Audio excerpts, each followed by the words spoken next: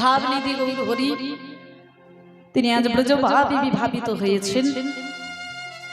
আর সেই ব্রজভাবে বিভাবিত হয়ে সম্মুখে একজন প্রিয় ভক্ত যার নাম হলো গৌরী দাস।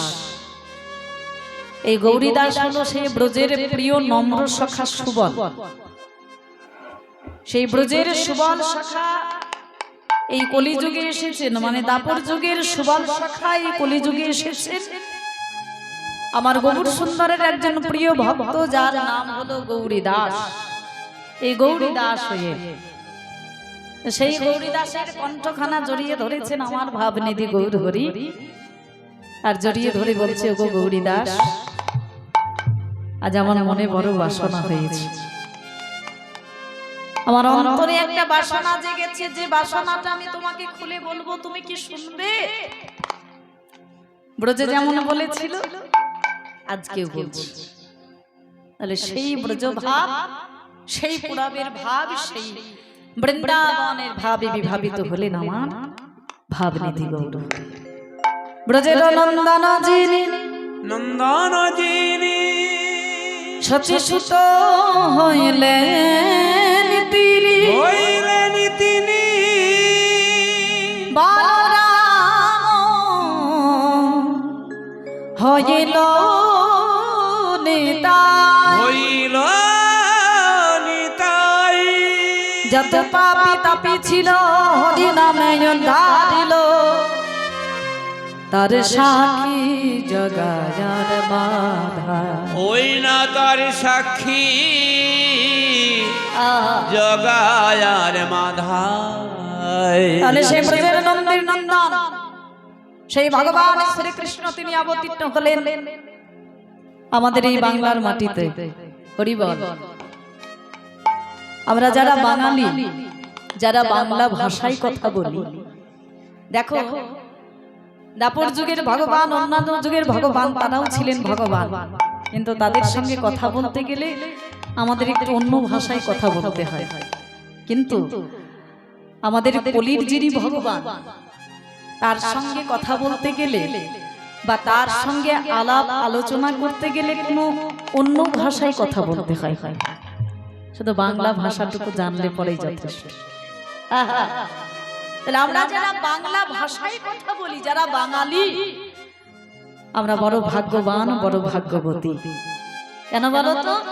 কারণ আমাদের বাংলার যিনি ভগবান, বাঙালির যিনি ভগবান, জগতে এত জায়গা থাকতে, এত মাধুর্যময় জায়গা থাকতে, এত মাধুর্য মণ্ডিত জায়গা থাকতে, এই যে আপনাদের এই যে গ্রাম, কি জানো, কি জানো না? মকরমপুর। বাহ, খুব সুন্দর, এত সুন্দর শোভা, এত সুন্দর দৃশ্য, এত সুন্দর মনোরম নির্জন জায়গা, তাই না? আমরা তো এলাম, এত সুন্দর প্রকৃতির শোভা, অপূর্ব শোভা, আনন্দে মন ভরে গেল। হ্যাঁ,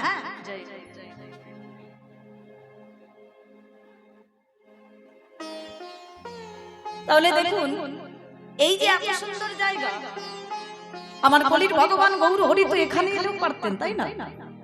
এখানে জন্মগ্রহণ করলে তো পারতেন, কিন্তু এখানে এলেন না, তিনি গেলেন আমাদের পশ্চিম বাংলা। যদি এটা পশ্চিম বাংলার মধ্যে পড়ছে না, কিন্তু আমরা বাঙালি তো বটি, হ্যাঁ, বাংলা ভাষায় তো কথা বলি। তাহলে তিনি অবতীর্ণ হলেন কোথায়? পশ্চিম বাংলার নদিয়া জেলা। সেই নদিয়া জেলার একটি গ্রাম, গ্রামের নাম হলো শ্রীধাম নবদ্বীপ। এখান থেকে কারা কারা গিয়েছেন নবদ্বীপে? যাওয়া হয়েছে? বাহ। আর কেউ জানেন? কারা কারা গিয়েছেন? মায়েদের মধ্যে হাত তুলুন। কারা কারা নবদ্বীপে গিয়েছেন? বাহ, সব মন্দির ঘোরা হয়েছে। হ্যাঁ, কত আনন্দ বলো দেখি। আমার ভগবান যেখানে এসেছেন, কত সুন্দর, কত আনন্দ সেখানে। হ্যাঁ, যেখানে যাবে সেখানেই শুধু হরি নাম, যেখানে যাবে সেখানে আমার মহাপ্রভু যে নাম দিয়েছেন সেই নাম চলছে সদা সর্বদা, দিবারাত্রি নাম চলছে। তাহলে আমাদের বাংলার ভগবান, বাঙালির ভগবান এলেন এই বাংলার মাটিতে, বাংলার ঘরে, বাঙালির ঘরে, বাংলা মায়ের গর্ভে। আমাদের সচি গর্ভ সিন্ধু মাঝে শ্রীধাম নবদ্বীপে এলেন কোথায় বলে শ্রীধাম নবদ্বীপ। শ্রী অর্থাৎ সুন্দর, ধাম মানে জায়গা, যেটা সুন্দর জায়গা সেখানে এলেন আমার ভগবান। কারণ জায়গা যদি সুন্দর না হয়, বাসা যদি পরিষ্কার না হয়, সেই বাসাতে সেই জায়গাতে আমার ভগবান বাস করেন না। বলে ভগবানকে রাখতে গেলে বাসাটাকে সুন্দর করতে হবে, বাসাটাকে পরিষ্কার করে রাখতে হবে।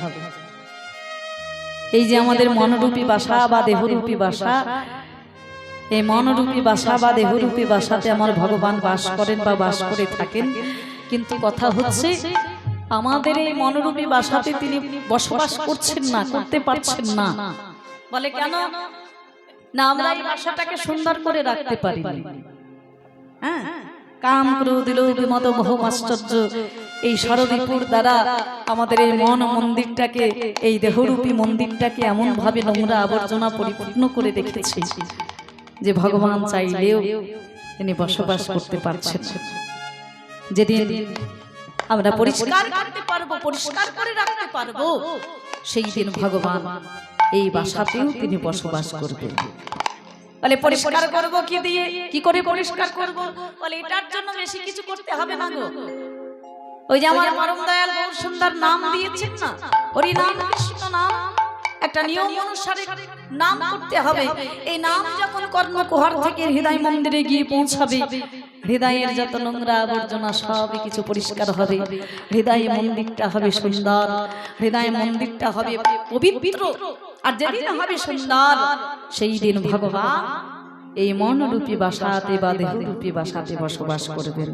নিতাই গৌর হরি বল, হরি বল, হরি বল। তাহলে এলেন কোথায়? শ্রীধাম নবদ্বীপে।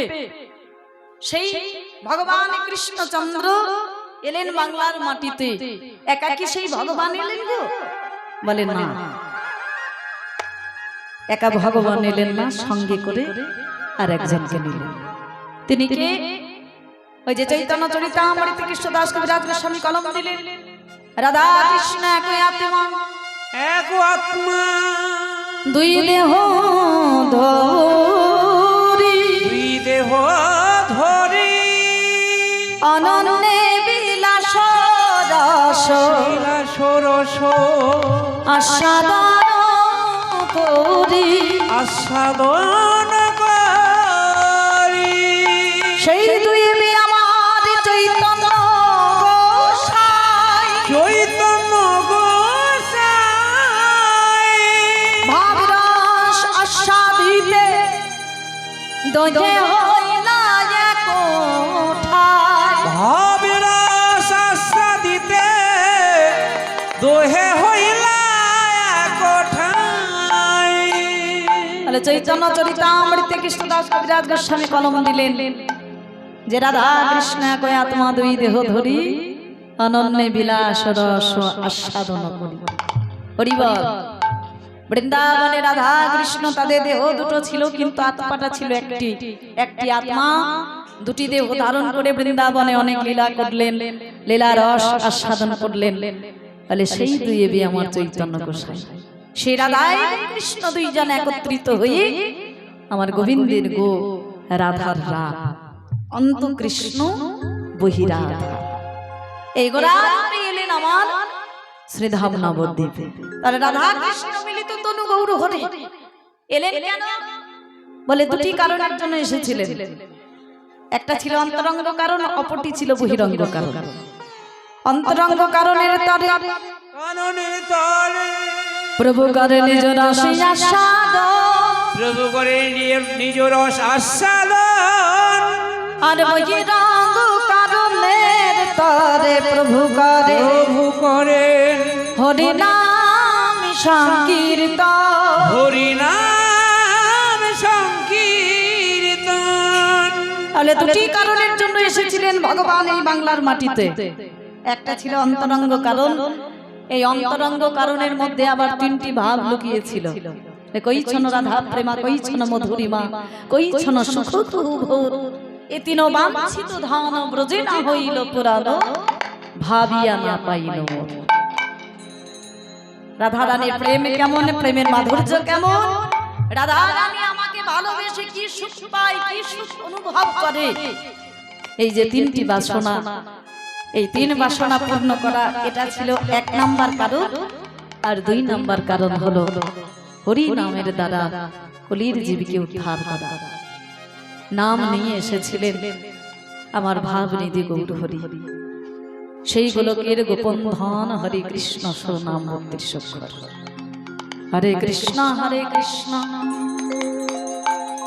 কৃষ্ণ কৃষ্ণ হরে হরে, হরে রাম রাম রাম হরে হরে। হরে কৃষ্ণ কৃষ্ণ কৃষ্ণ হরে হরে, হরে রাম রাম রাম হরে হরে। এই হরে কৃষ্ণ শিরোনাম 32 অক্ষরে নিয়ে এসেছিলেন আমার গৌর সুন্দর, আমাদের মতো জগতের জীবকে উদ্ধার করার জন্য। নাম দিয়েছিলেন আমার গৌর হরি। জীবের দ্বারে দ্বারে ঘরে ঘরে গিয়ে, এই যে ঝাড়খণ্ড, এই ঝাড়খণ্ডের মাটিতে এসেছিলেন আমার গৌর সুন্দর নাম দেওয়ার জন্য। হ্যাঁ, এসেছিলেন তিনি এই আপনাদের এই মাটিতে। ওই নবদ্বীপ থেকে এসেছিলেন তিনি আপনাদের এই মাটিতে। কেন এসেছিলেন? নাম দেওয়ার জন্য, নামের জন্য। নাম দিয়েছিলেন আমার গৌর হরি দেশ দেশান্তর ঘুরে ঘুরে।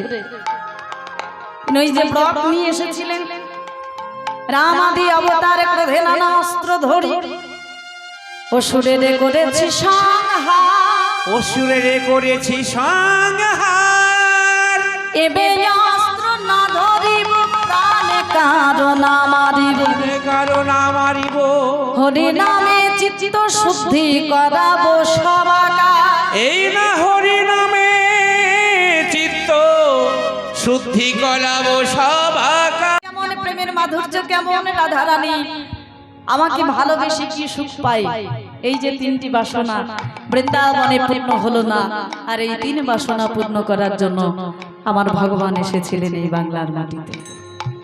আর সেই গৌর হরি পরমানন্দে হরি নাম গাইছিলেন। হরি নাম গাইতে গাইতে প্রকাশ করছেন তিনি সেই ব্রজের লীলা। আরে মোর গোরা দ্বিজ মণি, গৌরী দাসের কণ্ঠ ধরি কহয়ে আপন। ওগো শোনো শোনো ও গোদেদা,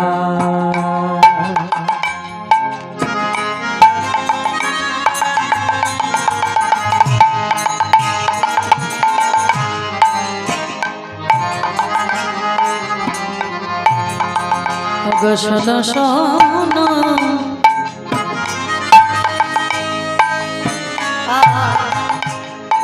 ওগো শোনো শোনো শোনো শোনো শোনো যোগদেদা।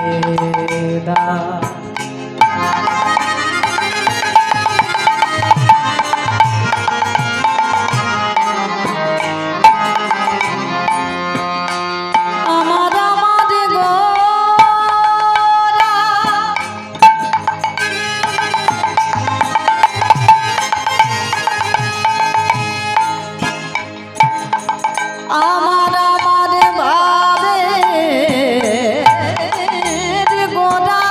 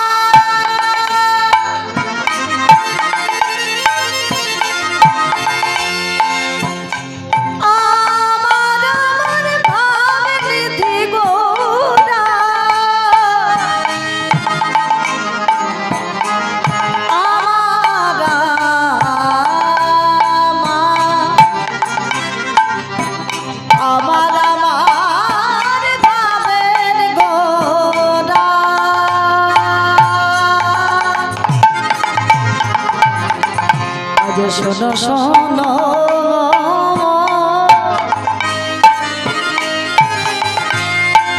ওগো শোনো শোনো জগতে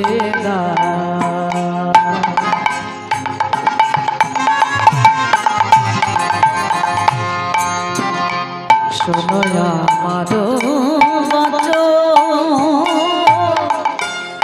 শোনো শোনো শোনো শোনো শোনো শোনো ও গোরেদা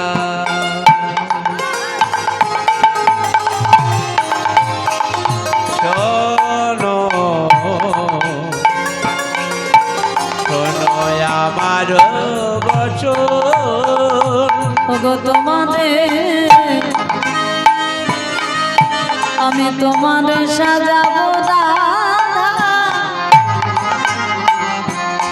তুমি করো শ্রবণ আমি তোমারে সাজাইব রাধা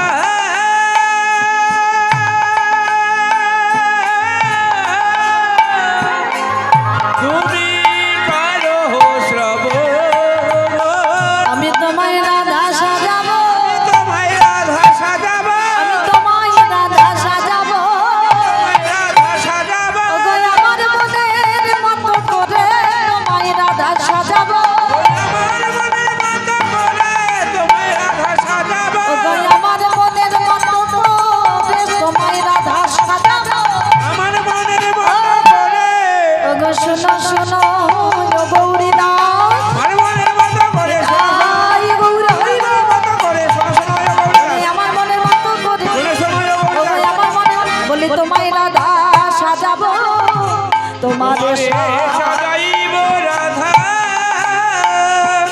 তুমি করো শ্রবণ করো শ্রবণ তাহলে ভাবনিধি গৌর হরি আজকে সম্মুখে গৌরী দাসকে দর্শন করে বলছে গৌরী দাস আমার মনে বড় বাসনা হয়েছে আজ আমি তোমাকে রাধা সাজাবো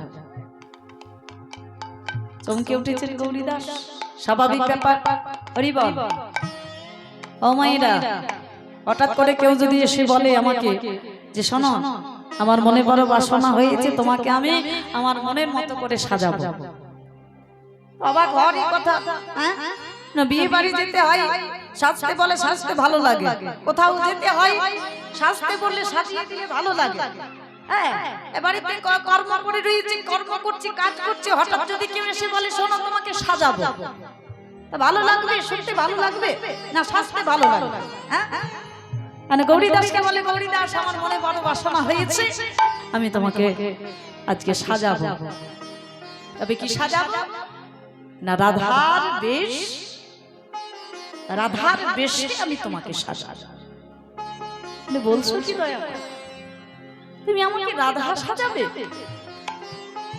রাধা সাজিয়ে নিয়ে তুমি কি করবে তাহলে শোনো আমি কি করব জানো তুমি আমার বামে দাঁড়াইবে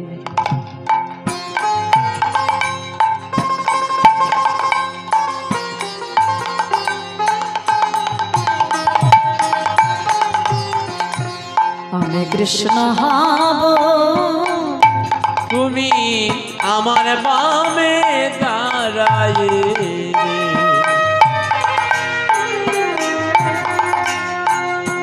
ও আমি কৃষ্ণ হব ওগো তুমি রাধা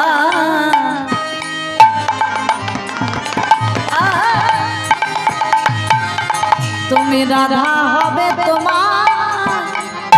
তোমায় আমি রাধা সাজাইব ওগো তুমি রাধা হবে তোমার আমি রাধা সাজাইব তুমি সাজিতে কি পারবে গো সাজিতে কি পারবে গো তুমি সাজিতে কি পারবে গো সাজিতে কি পারবে গো ওগো আমার মনের মতো করে সাজিতে পারবে গো আমার মনের মতো করে সাজিতে কি পারবে গো ওগো আমার মনের মতো করে সাজিতে পারবে গো আমার মনের মতো করে আগো আমি যে তোমাকে সাজাবো তুমি কি সাজতে পারবে সেটা তো বললে না। আহা, বলছেন কে? আমার ভগবান। কাকে বলছেন? ভক্তকে। আগো মায়েরা, ভগবান যদি ভক্তকে কোনো আদেশ করে তো ভক্ত কি বলবে? পারবো না বলবে? হ্যাঁ, কি বলবে? ভক্ত কি বলবে? পারবো না বলবে? হ্যাঁ, এটা ভক্তের পরম সৌভাগ্য, তাই না? ভগবান যদি কোনো ভক্তকে কোনো কথা বলে, কোনো আলোচনা করে, এ তো ভক্তের সৌভাগ্য। গৌরীদাস কি বলছে দেখো, দয়াময় তুমি আমাকে রাধা সাজাতে চাও? তবে শোনো, আজ আমি বড় খুশি হয়েছি। কেন জানো? এই যে তুমি আমাকে রাধা সাজাবে বলেছো, এটা শুনে বড় খুশি হয়েছি। তুমি আমাকে অনুরোধ করো না দয়াময়, তুমি আমাকে আদেশ করো।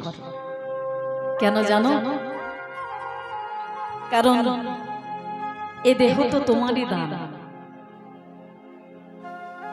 তুমি আমাকে কৃপা করে দিয়েছো বলেই না পেয়েছি।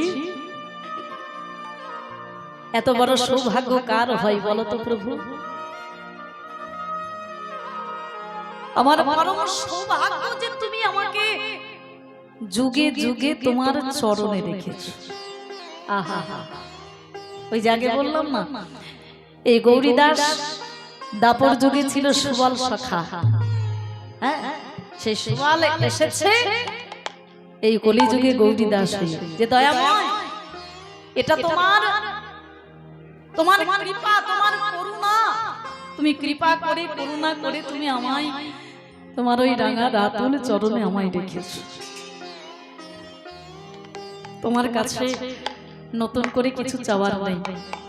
তবে শোনো প্রভু, আমরা তো কলির জীব, আমাদের চাওয়ার কোনো শেষ নেই। তুমি যত দেবে ততই চাইব। হরি বল, কি তাই না মায়েরা? আমরা ভগবানের কাছে কি চাই? আমরা তো কলির জীব, কি চাই ভগবানের কাছে? কি চাই গো মায়েরা? বলো। ভগবানের যে পুজো করি, পুজো করে আমরা ভগবানের কাছ থেকে কি চাই? টাকা পয়সা, ধন সম্পত্তি, ঐশ্বর্য, সুখ শান্তি, এগুলো হলো আমাদের চাওয়া, আমরা চাই, তাই না? বলো। হ্যাঁ, কিন্তু যারা ভক্ত হয়, যারা প্রকৃত ভক্ত হয়, তারা কখনো আমাদের মতো টাকা পয়সা, ধন সম্পত্তি, সুখ শান্তি চাই না। আজকে কি চাইছি দেখো, এগুলো দ্বারা আমাদেরকে শিক্ষা নেওয়া উচিত যে ভগবানের কাছ থেকে কি চাইতে হয়। গৌরীদাস বলে, দয়াময় তুমি কৃপা করে তোমার ওই রাঙা রাতুল চরণে রেখেছো বলে তোমার চরণে আমরা আশ্রয় পেয়েছি। নতুন করে কিছু চাওয়ার নেই। তবে আমরা তো কলির জীব, তোমার ওই রাঙা রাতুল চরণে একটাই প্রার্থনা করব, যুগে যুগে যেমন তুমি তোমার ওই রাঙা রাতুল চরণে আমায় আশ্রয় দিয়েছো, আগত জন্ম বলে যদি কিছু থেকে থাকে, সে তুমি যে কুলেই জন্ম দাও না কেন দয়াময়, তোমায় যে মনুষ্য কুলে জন্ম দিতে হবে এমন কোনো কথা নেই। তুমি মনুষ্য কুলে জন্ম দিতে পারো, তুমি পক্ষী কুলে জন্ম দিতে পারো, পশু কুলে জন্ম দিতে পারো, আর কীট করতে পারো, পতঙ্গ করতে পারো। তবে যে কুলেই জন্ম দাও না কেন দয়াময়, তুমি এইটুকু কৃপা করো যেন চরণ ছাড়া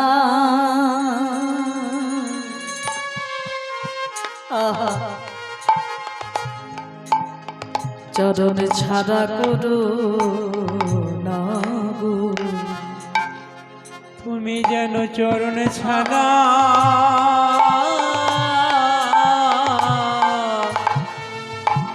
করো না গো,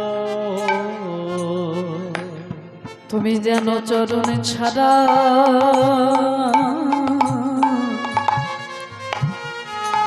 আমায় করো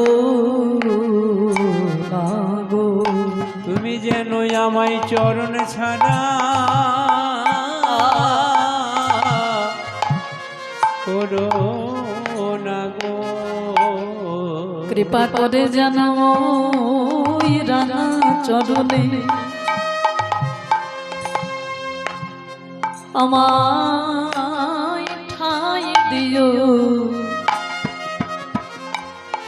যেন চরণে ছাড়া আমায় করো না গো। তোমার ওই চরণে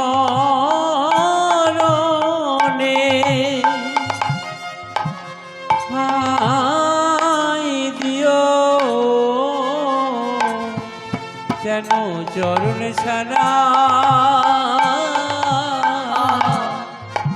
করো না গো। যেন কৃপা করে ওই রাঙা চরণে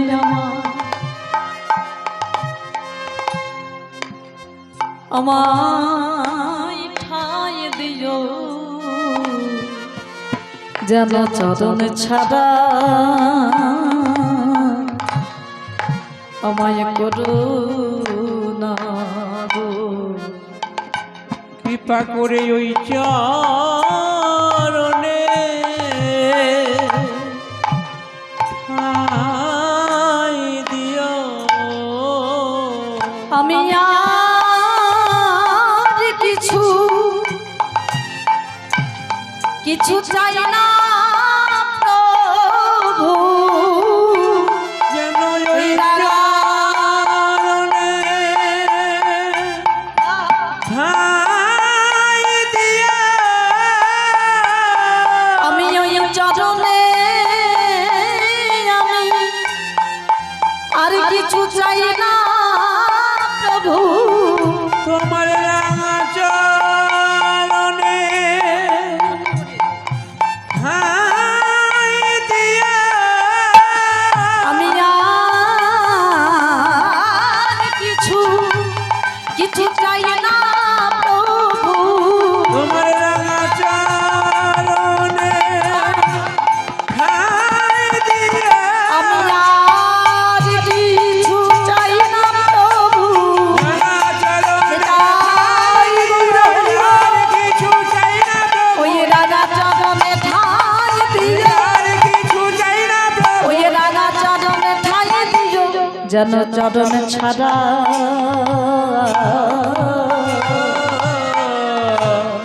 আমায় করো না প্রভু। প্রকৃত ভক্ত যারা হয় তারা চায় আমার ভগবানের চরণ। দয়াময়, এ দেহ তো তোমার দেহ, তুমি কৃপা করে দিয়েছো তাই আমরা পেয়েছি। তোমার এ দেহ নিয়ে তুমি যা খুশি তাই করবে। তুমি আমার কাছ থেকে অনুরোধ করো না, আমার কাছে অনুরোধ করো না দয়াময়, তুমি আমাকে আদেশ করো। আমায় কি করতে হবে বলো? বলে বেশি কিছু নয়, আমার মনে বড় বাসনা হয়েছে আমি তোমাকে রাধা সাজাবো। বলে সাজা। আজকে গৌর হরির আনন্দ ধরছে না, ভক্তের বদনে এহান কথা শ্রবণ করে ভগবান যে কোনো ভক্তের বদনে যখন ভক্তিটুকু শোনে বা ভক্তের হৃদয়ে যখন ভক্তিটুকু দেখে ভগবানের আনন্দ ধরে। আজকে হয়েছে ঠিক তাই। গৌরীদাসকে আজকে রাধা সাজাবে বলে গৌর হরি বামরে বসিয়েছে, পরমানন্দে সাজাচ্ছে। ভাবে বিভাবিত আজ যতনে সাজাইব, ভবে বিভাবিত গোরা যতনে সাজাই গো। আজ পুরাব পারাল মনে বাসুর সুগাই, ওই সে ভাব পরল মনে বাসু ঘোষে গাই গো। ওই পুরাব পারাল মনে বাসুর সুগাই গো। ফুরব পরল মনে বাসু ঘোষে গাই গো। পদকর্তা বাসুদেব ঘোষ গৌরের ভাব দর্শন করে বলে দয়াময় তোমার আজ মনেতে পড়েছে, তোমার আজ মনেতে পড়েছে, আজ মনেতে পড়েছে, মনেতে পড়েছে সেই বৃন্দাবন লীলার কথা মনেতে পড়েছে, সেই বৃন্দাবন লীলার কথা মনেতে পড়েছে, সে পুরাবো ভাবের কথা মনেতে পড়েছে, সেই পুরাবো ভাবের ও গৌরা সময় গৌর হরি, পুরাবো ভাবের সময় গৌর হরি, রসময় গৌর হরি, এ পুরাবো ভাবের এ কথা, রসময় গৌর হরি এ পুরাবো ভাবের কথা মনেতে মনেতে পড়েছে আগে বাসু ঘষে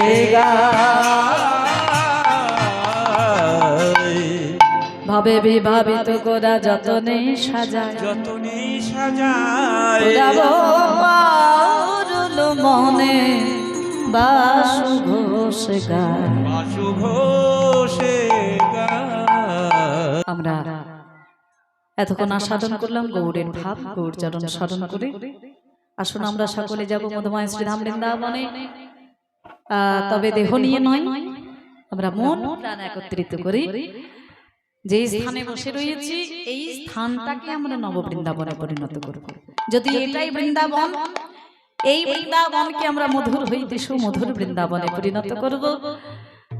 এখান থেকে বৃন্দাবনে কারা কারা গিয়েছেন? যাইনি তাই? হাত তুলুন, কারা কারা গিয়েছেন বৃন্দাবনে, জেনে নিন একটু।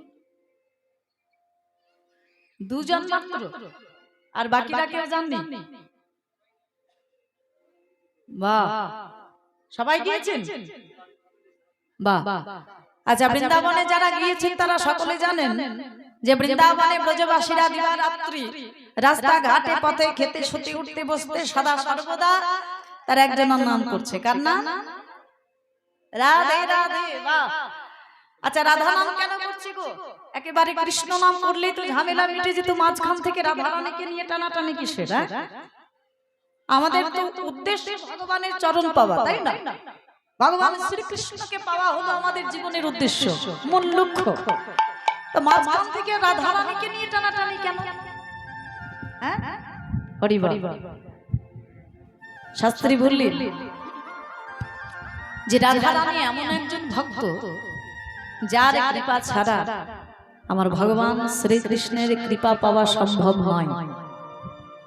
রাধা রানীর কৃপা না হলে ভগবানের কৃপা হবে না, কারণ আগে ভক্ত কৃপা, তারপরে ভগবানের কৃপা।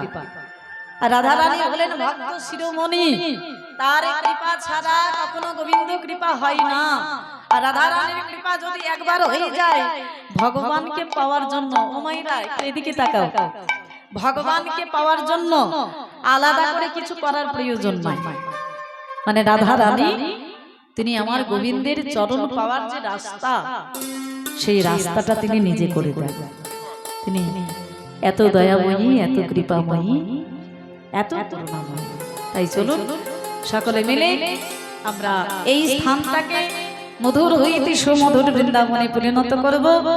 আমরা গাইব, আমরাও বলবো সেই বৃন্দাবনেশ্বরী রাধা ঠাকুরানীর নাম। তবে মুখে বলবো রাধা নাম, আর সকলকে একটা কাজ দেব। ও মাইরা, তোমাদেরকে একটা কাজ করতে হবে। কি চিন্তায় পড়ে গেলে নাকি? কিছু বলছো না যে চিন্তা করছো নাকি? যে সকাল থেকে কাজকর্ম করেই তো এলাম একটু সন্ধ্যাবেলায় রাত্রিবেলায় কীর্তন শুনতে, হ্যাঁ এখন কীর্তনিয়া বলছে কাজ করতে হবে।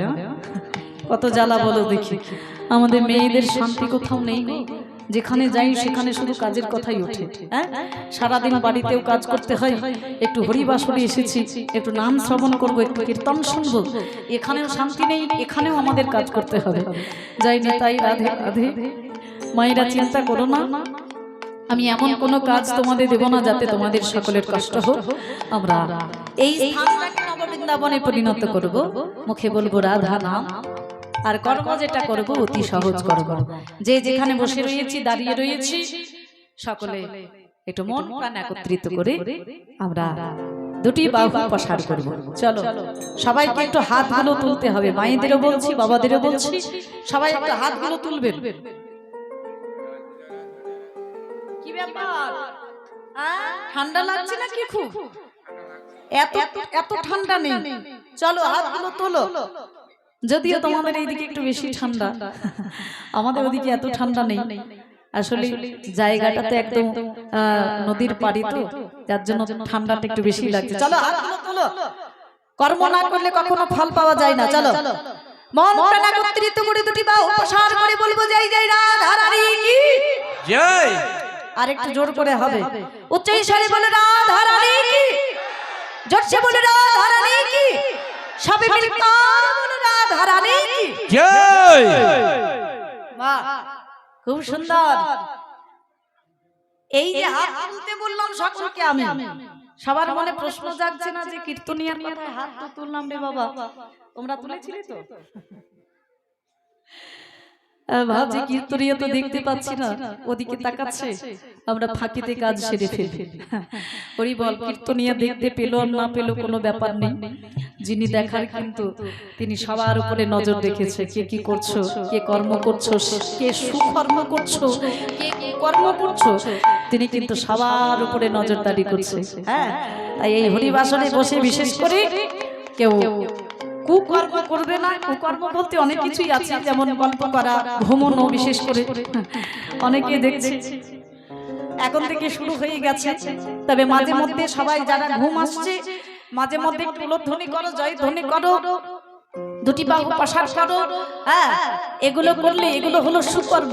বিশেষ করে এই ভজনের আসনে বসে এই সুকর্মগুলো করলে পরে নিদ্রা দেবী যিনি ঘুমের দেবী, সেই নিদ্রা দেবী আমাদেরকে ছুতে পারবে না। তাই এই ছোট ছোট কর্মগুলো করবে। এখন তো কেবলে শুরু, এত তাড়াতাড়ি ঘুমলে চলবে না। চলো আমরা যাই সেই মধুময় শ্রীরাম বৃন্দাবনে মন প্রাণ একত্রিত করে। চলো मेरा मन पंछी बोले,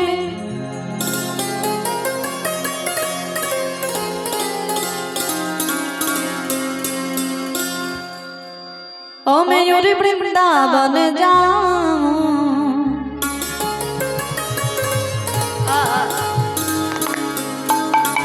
সেখানে গিয়ে কি করব? ব্রজ কি লতা পাতা মে ओ मैं राधे राधे गाऊं।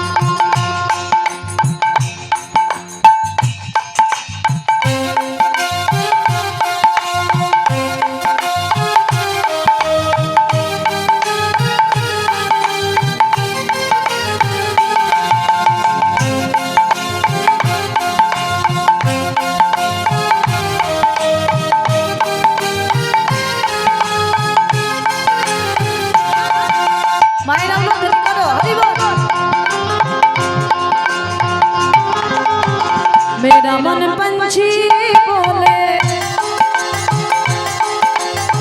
मेरा मन पंछी बोले, मयूर वृंदावन जाऊं, ब्रज की लता पतव में मेरा राधे गाऊं, मेरा राधे गाऊं, शाम शाम गाऊं, मेरा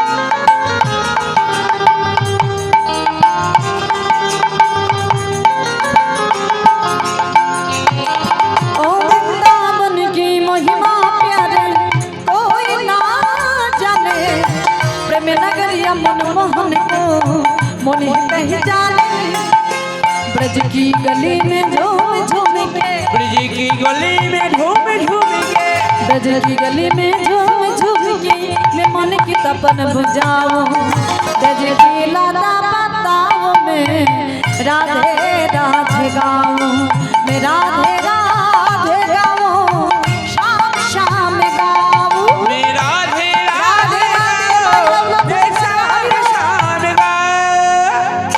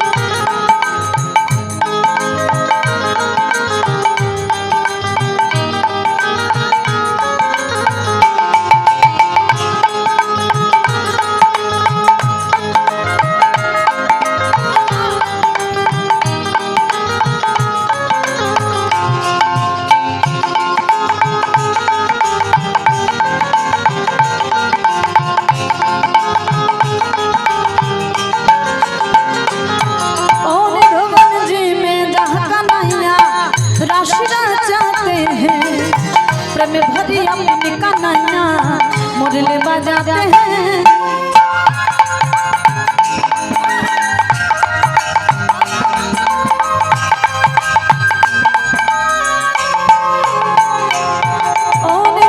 जी में जहाँ कन्हैया राशि रचाते हैं प्रेम भरी अपनी कन्हैया मुरली बजाते हैं राधा संग नाची शगरिया राधा संग नाचे सगरिया राधा संग नाचे सगरिया में दर्शन करके नाओ ब्रज की लता पताओं में राधे राधे गाओ राधे राधे गाओ शाम शाम गाओ मैं राधे राधे गाऊं मैं शाम गाऊं मेरा मन पंछी बोले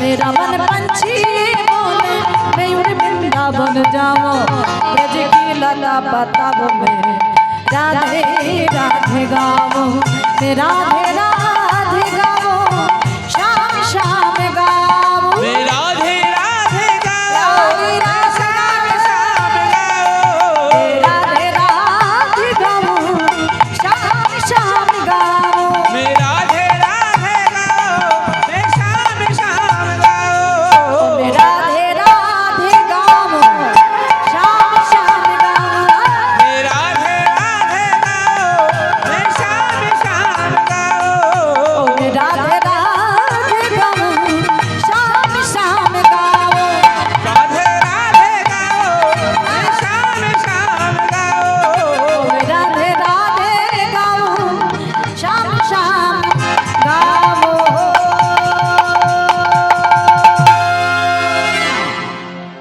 जय जय राधा रानी की जय श्याम सुंदर की जय मदन मोहन की जय वृंदावन धाम की जय जय राधा रानी की जय श्री राधे श्याम जय राधे এতক্ষণ ছিলাম নবদ্বীপে এবার আমরা সকলে বৃন্দাবনে চলে এসেছি আজকের গীতা বিষয় সম্বন্ধে সকলে অবগত আছেন সকলে জানেন তোমার একবার বলি যদিও আজকের দিনে আস্বাদন করা হয় রাসলীলা আর কথাও ছিল সেটাই কিন্তু আমাদের কমিটি দাদা ভাইরা বললেন যে প্রতি বছরই তো আমরা এই দিনে রাসলীলা আস্বাদন করি এবছরে যদি একটু নতুন কিছু আস্বাদন করে তারপরে শেষে একটু আনন্দ করে রাধা গোবিন্দকে নিয়ে আনন্দ করে তারপরে রাধা গোবিন্দকে শয়নে দিয়ে একটু লীলাটা যদি করতে করেন তাহলে ভালো হয় আমি বললাম ঠিক আছে আর সবাই একটু নতুন কিছু আস্বাদন করতে পারবে আর সবাই আনন্দ পেলে আমাদেরও ভালো লাগবে তাই আমরা নতুনের মধ্যে আস্বাদনীয় বিষয় আমরা আস্বাদন করব বৃন্দাবনের রাধা গোবিন্দের প্রেমলীলা রসলীলা ভগবান শ্রীকৃষ্ণের ল্যাংটা সুবল। ভগবান শ্রীকৃষ্ণ খেলা খেলছেন পরমানন্দে। শ্রীরাম সুরাম দাম বসুদাম মধুর সুবল দাদা বলরাম ইতি সমস্ত শাখাগণকে সঙ্গে নিয়ে পরমানন্দে খেলছেন। ভগবান খেলছেন যিনি অনন্ত কোটি বিশ্ব ব্রহ্মাণ্ডের মালিক, স্বেচ্ছাময় পুরুষ।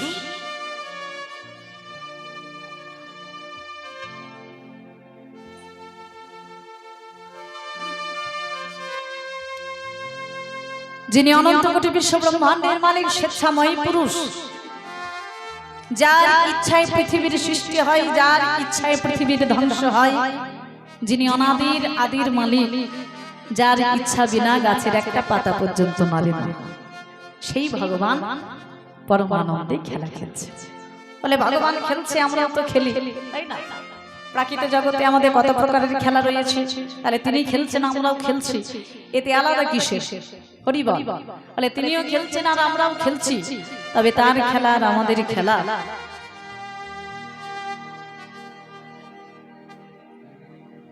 তার খেলা আর আমাদের খেলা এই দুটি খেলা এক নয়। শাস্ত্রে বললেন ভগবান খেললে হয় লীলা, আর আমরা খেললে হয় খেলা। তাহলে কে ভগবান, কেন তাকে ভগবান বলছে? শাস্ত্রে বললেন ভগবান ভগ যুক্ত বান। ভগ শব্দের অর্থ কি আর বান শব্দের অর্থই বা কি? ভগ শব্দের অর্থ হলো ঐশ্বর্য, আর বান শব্দের অর্থ হলো আছে। যার ঐশ্বর্য আছে তিনি ভগবান। শ্রী গুরু প্রেমানন্দে নিতাই গৌর হরি হরি বল, হরি বল।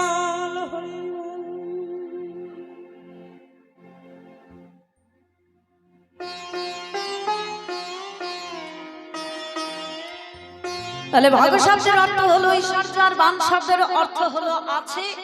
যার ঐশ্বর্য আছে তিনি ভগবান। হরি বল। আগো যার ঐশ্বর্য আছে তিনি ভগবান। আচ্ছা বলুন তো দেখি, ঐশ্বর্য আমরা বলি না যে অমুক মানুষটি ঐশ্বর্যশালী, একেবারে ঐশ্বর্যে ডুবে রয়েছে, তাহলে ঐশ্বর্য বলতে কি বোঝাচ্ছে?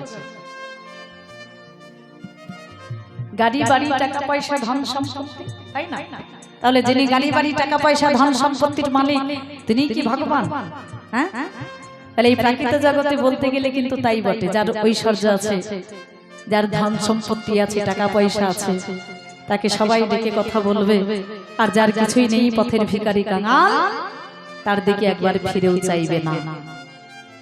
হ্যাঁ, শাস্ত্রে বললেন এই ঐশ্বর্য, এই যে গাড়ি বাড়ি টাকা পয়সা ধন সম্পত্তি, এই ঐশ্বর্য সেই ঐশ্বর্য নয়। শাস্ত্রে বললেন সর্ব ঐশ্বর্যতম যিনি, যিনি ছয়টি ঐশ্বর্যের পূর্ণতম মালিক, তিনি হলো ভগবান। সে ছয়টি ঐশ্বর্য কি কি? শাস্ত্রে কলম দিলেন ঐশ্বর্যস্য সমগ্রস্য বীর্যস্য যশস্য শ্রিয় জ্ঞান বৈরাগ্যৈশ্চৈব সন্ন্যাং ভব ইতি গণা। বলে সমগ্র ঐশ্বর্য, সমগ্র বীর্য, সমগ্র যশ, সমগ্র শ্রী, সমগ্র জ্ঞান ও সমগ্র বৈরাগ্যের যিনি পূর্ণতম মালিক তিনি হলো ভগবান। তিনি কে? কে ভগবান? যদি আমরা অনেক সময় অনেককেই ভগবান বলি দিই, যেমন মা কালী, মা দুর্গা, লক্ষ্মী, গণেশ, শিব, সরস্বতী, আমরা অনেক সময় এদেরকে ভগবান বলে দিই। কিন্তু একটা কথা মাথায় রাখবে মায়েরা, এরা কিন্তু ভগবান নয়। এরা কারা? বলে এরা হলো সব দেব দেবীগণ, অংশের অংশ, কলার কলা। এরা ভগবান নয়। ভগবান একজন, একজনকে ভগবান বলবে। সে কে? ওই যে ব্রহ্মা তার ব্রহ্ম সংহিতায় কলম দিলেন, ঈশ্বর পরম কৃষ্ণ, পরম কৃষ্ণ সচ্চিদানন্দ বিগ্রহ, সচ্চিদানন্দ বিগ্রহ অনাদিরাদি গোবিন্দ গোবিন্দ সর্বকারণ কারণ, সর্বকারণ কারণ। তাহলে ঈশ্বর একজন, ভগবান তিনি আর কেউ নয়, তিনি হলো আমার নন্দের নন্দন শ্রীকৃষ্ণ। সেই ভগবান শ্রীকৃষ্ণ আজকে পরমানন্দে খেলা খেলছেন। হ্যাঁ, আর খেলা খেলতে খেলতে কি হলো?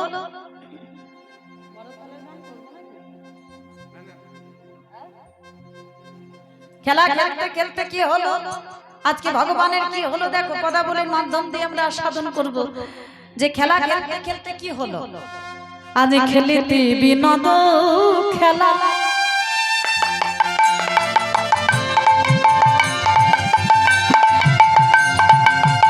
ওই সুবলে দশালে গো খেলিতে বিনোদ খেলা,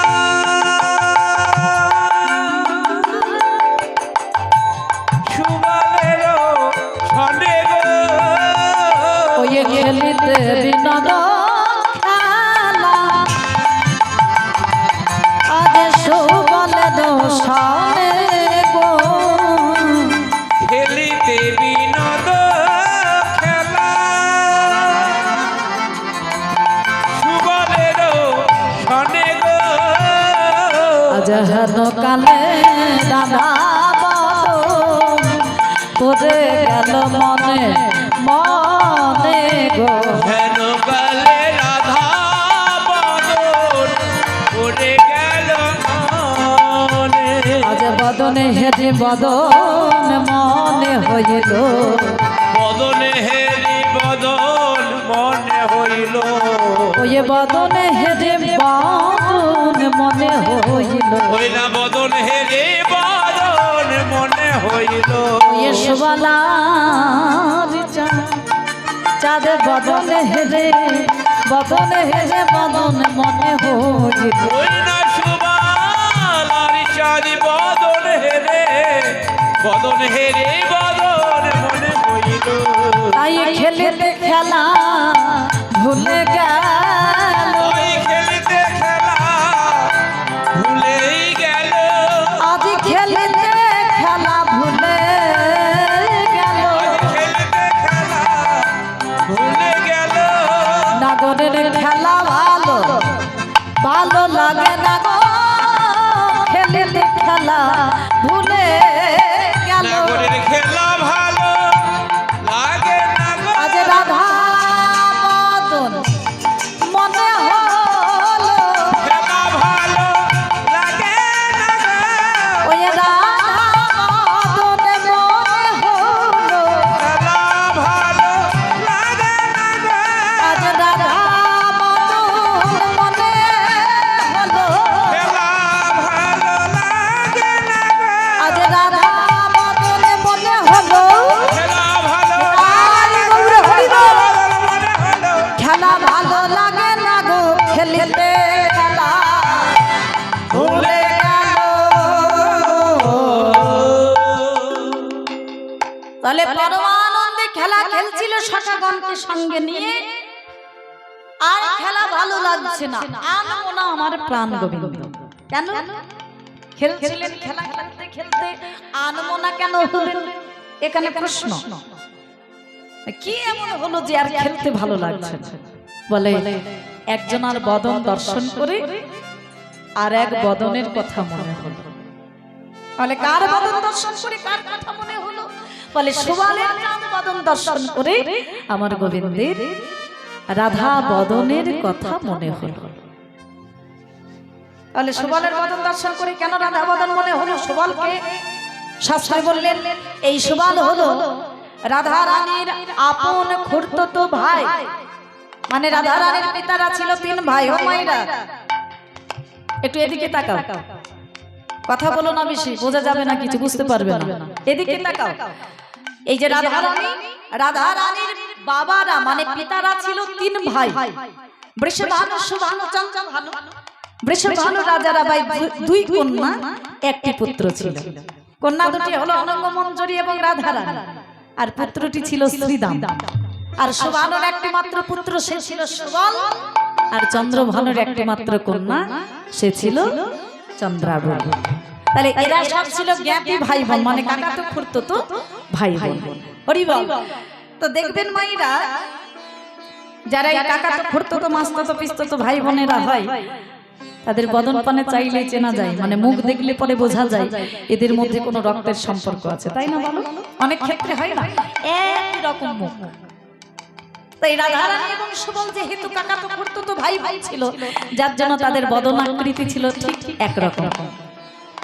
তো গোবিন্দ খেলা খেলতে খেলতে যে সুবলের বদন দর্শন করলেন, মনে পড়ে গেল রাধা বাবা। আর কি খেলা ভালো লাগে, হ্যাঁ? রাধা বদন মনে হলে, সেই প্রেম মাখা বদন মনে পড়লে আর কি খেলতে ভালো লাগে, খেলা ভালো লাগছে। সুবল বলেন, আরে কানাই, কানাই, বেশ তো খেলা খেলছিস, খেলা খেলতে খেলতে তোর কি হলো? খেলছিস না কেন? কেন আনমনা হয়েছিস? কি হয়েছে আমাকে বল, আমি তোর প্রিয় নম্র সখা। এই দেখো আর একটা প্রশ্ন, সুবল যেমন একদিকে ছিল রাধারানীর আপন খুড়তো ভাই, অন্যদিকে ছিল আমার গোবিন্দের একেবারে প্রিয় নম্র সখা। মানে বৃন্দাবনে গোবিন্দের সখা ছিল 4 প্রকারের। কি কি?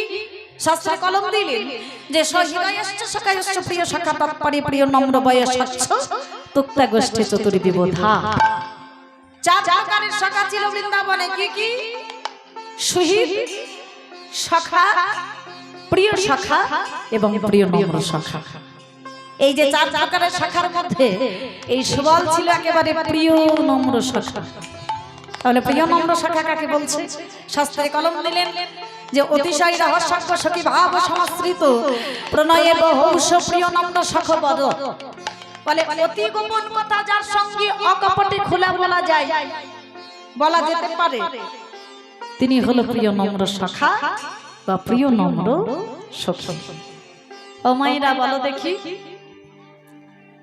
অন্তরের কোনো গোপন কথা বা মনের কোনো গোপন কথা সবার সঙ্গে খুলে বলা যায় কি?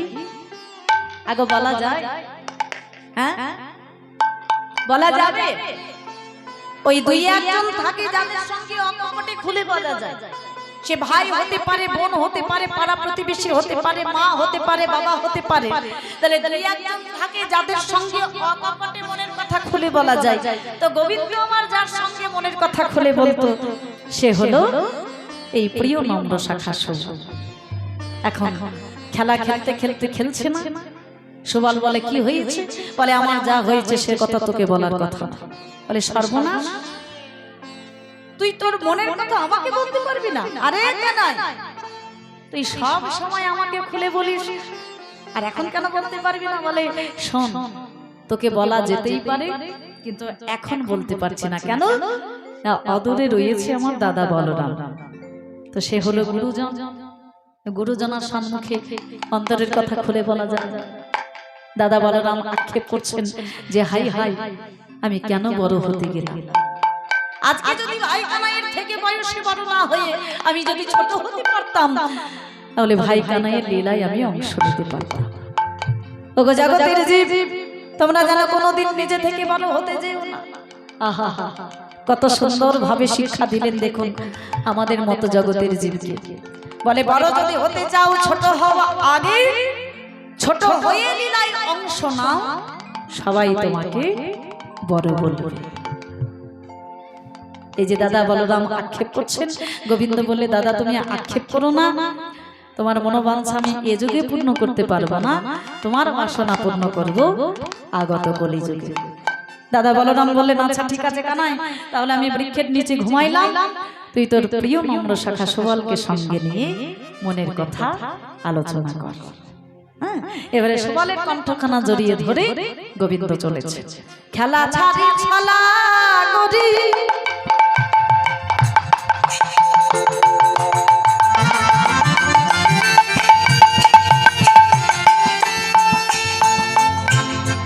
আজ সুবল লইয়া গো, খেলা ছাড়ি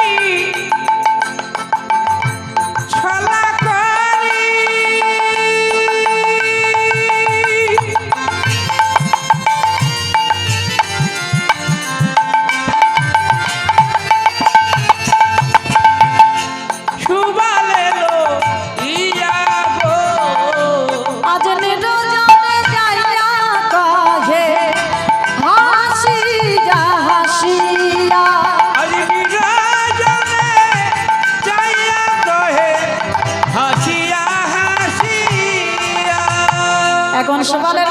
যমুনা জড়িয়ে ধরে চলেছেন আমার প্রাণ গোবিন্দ। আরে সুবল, এটা কত সুন্দর শোভা দেখেছিস? এই দেখ, এই বৃন্দাবনে এসে এত এত সুন্দর শোভা কোনোদিন দেখেছিস? বলে কানাই, যে শোভা তুই আমাকে দেখাচ্ছিস, এই শোভা, এই বনশোভা আমরা প্রত্যেক দিন দেখি, এ নতুন কিছু নয়। তোর মনে কি হয়েছে সেটা বল না, বলে বল। তুই কেন খেলছিস না? কেন তোর খেলতে ভালো লাগছে না? তুই কিছু বলছিস না, তোর কি হয়েছে তুই আমাকে বল। বলে শোন, আমার কি হয়েছে জানিস? বলি শোনো রে পরানো শাখা, আমি কহি তোমার ঠাই রে। শোনো রে পরানো শাখা, আমি কহি তোমার ঠাই। ওরে শোনো রে পরানো শাখা, কহি তোমার ঠাই। আর শোনো রে মরম শাখা, কহি তোমার ঠাই। আমি তোমারে সাজাবো আজ বিনোদিনে আর তোমারে সাজাইব আমি বিনোদিনী। মনের সাজে সাজাবো তোমায় সাজিতে হবে, মনের সাজে সাজাবো তোমায় সাজতে হবে। আমার মনের মতো করে সাজাবো সাজিতে হবে, মনের মতো করে সাজাবো সাজিতে হবে। বলিও রে আমার সুবলের শাখা, মনের মতো সাজাবো সাজাতে হবে। বলিও রে আমার মরণ শাখা, বলি এই বন মাঝারে, ওরে আমার মাঝারে, বলিও রে আমার সুবল শাখা, মনের মতো সাজাবো তোমায় সাজিতে হবে। এই সুবল শোন না, আমার মনে বড় বাসনা হয়েছে, এই বন মাঝে আমি তোকে আজ রাধা সাজাবো। বলে বলিস কি রে কানা? আরে তোর প্রেমময়ী রাধা রানী আছে না, তো তুই আমাকে কেন রাধা সাজাবি? বলে শোন, এই বৃন্দাবনে আমার রাধা রানীর শাশুড়ি ননদিনী তারা মনে করে যে তাদের ঘরের উপর রাধা রানী ছাড়া আমার প্রিয়জন আপনজন আর কেউ নাই।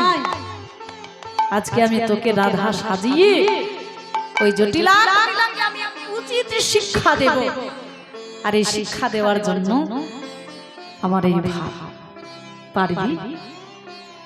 ওরে তুই তো আমার মরম সখা, তুই তো আমার প্রিয় সখা, আমার অন্তরের কথা আর কাউকে বলতে পারি না পারি, আমি তোকে তো বলতে পারি। তুই তো আমার অন্তরের সখা, যার সঙ্গে আমি অকপটে মনের কথা খুলে বলতে পারি। বল না, যে কথা আমি তোকে বললাম তুই কি রাখতে পারবি? বলে কানাই, শুনে তো আমার বড্ড মানে রাগ হচ্ছে। হ্যাঁ, রাধা রানী থাকতে, সে প্রেমময়ী কৃপাময়ী করুণাময়ী, সে থাকতে তুই আমায় রাধা সাজাবি? আচ্ছা আরে কানাই, রাধা সাজিয়ে নিয়ে কি করবি? বলে শোন, কি করব জানিস? আমি গিয়ে দাঁড়াবো কদম্ব তলে,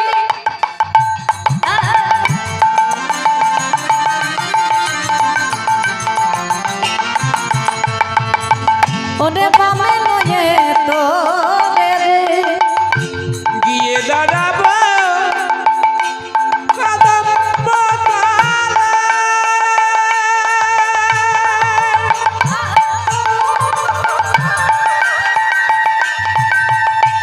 বামে লয়ে তোরে রে। ওরে কৌতুক উঠিবে সভা, সবার মাঝারে মাঝারে, ওই না কৌতুক উঠিবে সবার মাঝারে মাঝারে। তোকে রাধা সাজিয়ে নিয়ে কি করব জানিস সুমা? গিয়ে দাঁড়াবো কদম্ব তলে, আমি যেমন রাধা রানীকে নিয়ে কদম্ব বৃক্ষের তলে দাঁড়াই, মুরলি বাজাই, আজকেও করব। তোকে নিয়ে কদম্ব বৃক্ষের তলায় দাঁড়াবো, আর দাঁড়িয়ে আমি মুরলি বাজাবো। লেহারে তুই যে মুরলি বাজাবি বলছিস, মুরলির ধ্বনি কি বৃন্দাবনের সবাই শুনতে পাবে আর শুনে কি সবাই আসবে? বলে না, আজকে আমি যে মুরলিটা বাজাবো এই মুরলির ধ্বনি বৃন্দাবনের সবাই শুনবে না। তাহলে কারা শুনবে? জটিলা কুটিলা আসিনি রখিবে নিরখিবে তাই আনিব দোহারে আমি বাঁশরি বাজাই, আনিব দোহারে আমি বাঁশরি বাজাই। বলে ব্রজের সবাই আসবে না, আসবে শুধু জটিলা আর কুটিলা। তারা আসবে, এসে দেখবে যে তাদের ঘরের বউ, মানে তারা তো আর জানবে না যে আমি তোকে সাজিয়ে নিয়ে দাঁড়িয়ে রয়েছি। হ্যাঁ, হয়তো তারা ভাবে যে তাদের ঘরের বউকে দাঁড়িয়ে বামে নিয়ে দাঁড়িয়ে রয়েছে। এর পরবর্তীতে যে কৌতুক, মানে আনন্দ, যে আনন্দটা হবে আজকে, সেই আনন্দটাই আজকে আমরা উপভোগ করব। হরি বল। গোবিন্দ কত সুন্দর ভাবে আজকে সুবলকে সাথে নিয়ে তিনি লীলা রচনা করছে। দেখুন, আমাদের মতো জগতের জীবকে আনন্দ দেওয়ার জন্য। হরি বল। হ্যাঁ, সুবল বলে, আরে কানা, তুই যে আমায় রাধা সাজাবি বলছিস, রাধা সাজাবো বললে তো আর সাজা যাবে না। রাধা সাজতে গেলে বিশেষ বিশেষ কিছু বসন ভূষণের প্রয়োজন হয়। হ্যাঁ, সেগুলো কোথায় পাবি? রাধা সাজা সে কি মুখের কথা? হ্যাঁ, বলো তো মাইরা, কত কিছু লাগে। হ্যাঁ, রাধা সাজতে গেলে বিশেষ করে আমার রাধা রানীর গায়ের রংটা তো একেবারে গৌর বরণ, সুবলের গায়ের রংটাও গৌর বরণ, তাদের বদনাকৃতিটাও একরকম, কিন্তু রাধা রানীর চুল ছিল একেবারে হাঁটুর নিচু পর্যন্ত। হ্যাঁ, তারপরে রাধা রানী যে বসন করতেন নীল বসন, বলে কোথায় পাবি? তারপরে রাধা রানী যে ভূষণ মানে অলংকার, অলংকার করতেন, সেগুলো কোথায় পাবি? হাসিয়া সুবল শোনো শোনো বাচন, তুমি কেমন সাজাবে রাধা, বলো বলো কোথায় যাবো রণ, কেমন সাজাইবে রাধা, বলো বলো কোথায় আভরা। এ কানাই, বসন ভূষা কোথায় পাই?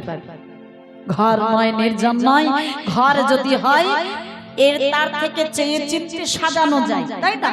ও মাইরা, ঘরের মধ্যে যদি হয় এর থেকে কিছু একটা শাড়ি নিলাম, ওর থেকে একটা গয়না নিলাম, ওর থেকে একটা মাথার ওড়না নিলাম, হ্যাঁ, এগুলো নিয়ে এর তার কাছে নিয়ে সাজানো যায়। বনমাঝি কি করে সাজাবি?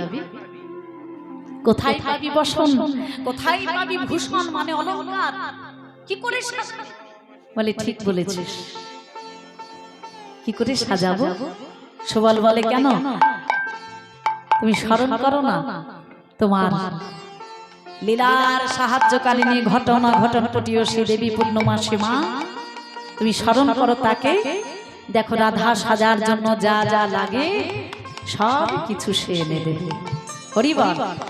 এখানে আমাদের আরেকটা কথা জানতে হবে, এই যে লীলার সাহায্যকারিণী ঘটনা ঘটনপটীয় শ্রী দেবী পূর্ণমাসী মা, ইনি কে? ইনি কেন এলেন দাপর যুগে পূর্ণমাসী বড়াইপুরী রূপ ধারণ করে? কেন এলেন? শাস্ত্রে বললেন এই যোগমায়া মা আর কেউ নয়, ইনি হলেন আমার সেই মা দুর্গা। তিনি এসেছেন এই দাপর যুগে যোগমায়া পূর্ণমাসী রূপে। ঘটনাটা ঘটেছিল কবে? ত্রেতা যুগে রাম অবতারে। ত্রেতা যুগে রাম অবতারে ভগবান রামচন্দ্র লক্ষ্মণ ও সীতাকে সঙ্গে নিয়ে 14 বছরের জন্য বনবাসে যায় দশরথ রাজার আদেশে। আর ওই বনবাসে যাওয়ার পরে রাবণ যখন সীতাকে হরণ করে নিয়ে যায়, সীতাকে হারা হয়ে আমার প্রভু শ্রী রামচন্দ্র যেন পাগল হয়ে গিয়েছে। আহা, সারা বনময় বদনে সীতা সীতা সীতা সীতা বলছেন, আর দুটি নয়ন জলে ভেসে ভেসে বেড়াচ্ছেন, ছুটে ছুটে বেড়াচ্ছেন। কোথায় আমার সীতা? কোথায় গেলে আমি আমার সীতাকে পাবো? কেউ কি বলতে পারো? কেউ কি বলতে পারবে আমার সীতা কোথায় আছে? কোথায় গেলে আমি আমার সীতাকে পাবো? সারা বনময় ছুটে বেড়াচ্ছেন দুটি নয়ন জলে ভেসে ভেসে প্রভু শ্রীরামচন্দ্র। দর্শন করলেন আমার মা দুর্গা, দর্শন করলেন সমস্ত দেব, করলেন আহা হা হা, সীতাকে হারা হয়ে প্রভু যেন পাগল হয়ে গেছে গো। আমি কি ক্ষণিকের জন্য আমার প্রভু শ্রীরামচন্দ্রকে সান্ত্বনা দিতে পারবো না? আমি কি এইভাবে বসে থাকবো? আমি কি কিছু করতে পারবো না প্রভুর জন্য? আর এই চিন্তা করে তিনি ভাবলেন যে আমি প্রভুকে সান্ত্বনা দেব। তবে কি করে সান্ত্বনা দেব? না, আমি নিজে সীতা রূপ ধারণ করব। মা দুর্গা নিজে সীতা রূপ ধারণ করে অবতীর্ণ হলেন প্রভু শ্রীরামচন্দ্রের সম্মুখে। প্রভু, ও প্রভু, তুমি কেঁদো না, এই দেখো আমি এসেছি, এই দেখো আমি তোমার সীতা, এই দেখো আমি এসেছি, তুমি কেঁদো না এমন করে। যেই সম্মুখে এসে দাঁড়ালেন, সঙ্গে সঙ্গেই প্রভু বলে দিলেন, মা তুমি এসেছো মা। প্রভু, তুমি আমায় চিনলে কি করে গো? আমি যে তোমার সীতা রূপ ধারণ করে এলাম, আমি যে তোমার সীতা হয়ে এলাম তোমায় সান্ত্বনা দেব বলে, তুমি আমায় কি করে চিনলে? বলে, মা তুমি হয়তো সীতা রূপ ধারণ করে এসেছো আমার কাছে, কিন্তু তুমি কি ভুলে গেছো তুমি যে ত্রিনয়নী মা? তুমি কি ভুলে গেছো তুমি যে ত্রিনয়নী মা? তোমার সর্ব অঙ্গ ঢাকা গেলেও গেছে গেছে অঙ্গ ঢাকা, যায় নাই তোমার নয়ন ঢাকা, ভালের আঁখি তোমায় দিচ্ছে সাক্ষী।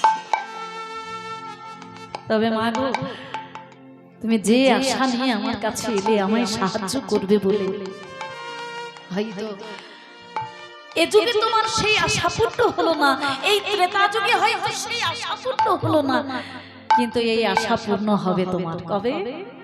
আগত দাপর যুগে। আগত দাপর যুগে আমি অবতীর্ণ হব ভগবান শ্রীকৃষ্ণ রূপে, আর তুমি অবতীর্ণ হবে বৃন্দাবনে বরাই বুড়ি রূপে, যোগ মায়া পূর্ণমাসী মা রূপে।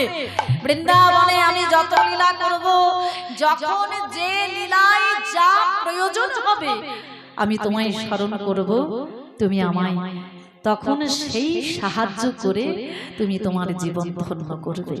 নিতাই গৌর হরি বল, হরি বল। সেই যোগমায়া পূর্ণমাসী, আহা সেই মা দুর্গা তিনি এসেছেন এই দাপর যুগে।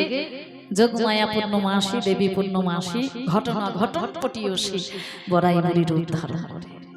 এখন সুবল বললেন, এ কানাই তুই চিন্তা করছিস কেন? তুই আমাকে রাধা সাজাতে চাস, বাসন ভোষা প্রয়োজন। যোগমায়া আমাকে স্মরণ কর। স্মরণ করলেন আমার প্রাণ গোবিন্দ, বিপদ হারিণী মা গো, তুমি অশেষ পরায়ণা, অশেষ পরায়ণা মা গো আমার কোন আধার কাজে কাজে শক্তি তুমি মা, তুমি মা, বিপদ হারিণী মা গো, তুমি মা গো, তুমি জগদম্বা, জগদ্ধাত্রী দয়াময়, অভাগারে দুঃখ হারা শক্তি রূপে ব্রহ্মময়ী, তোমারে ধরি পদে কে আছে আমার মাগো, কে আছে আমার মাগো, আমার কোন আধার কাজে শক্তি তুমি মা, বিপদ হারিণী মা গো। ও সর্বমঙ্গল মঙ্গলে শিবে সর্বার্থ সাধিকে, সর্বত্রম্বকে গৌরী নারায়ণী নমঃ। সৃষ্টি স্থিতি বিনাশান শক্তিভূতি সনাতনে গুণাশ্রয় গুণময় দেবী নারায়ণে নমস্তুতে।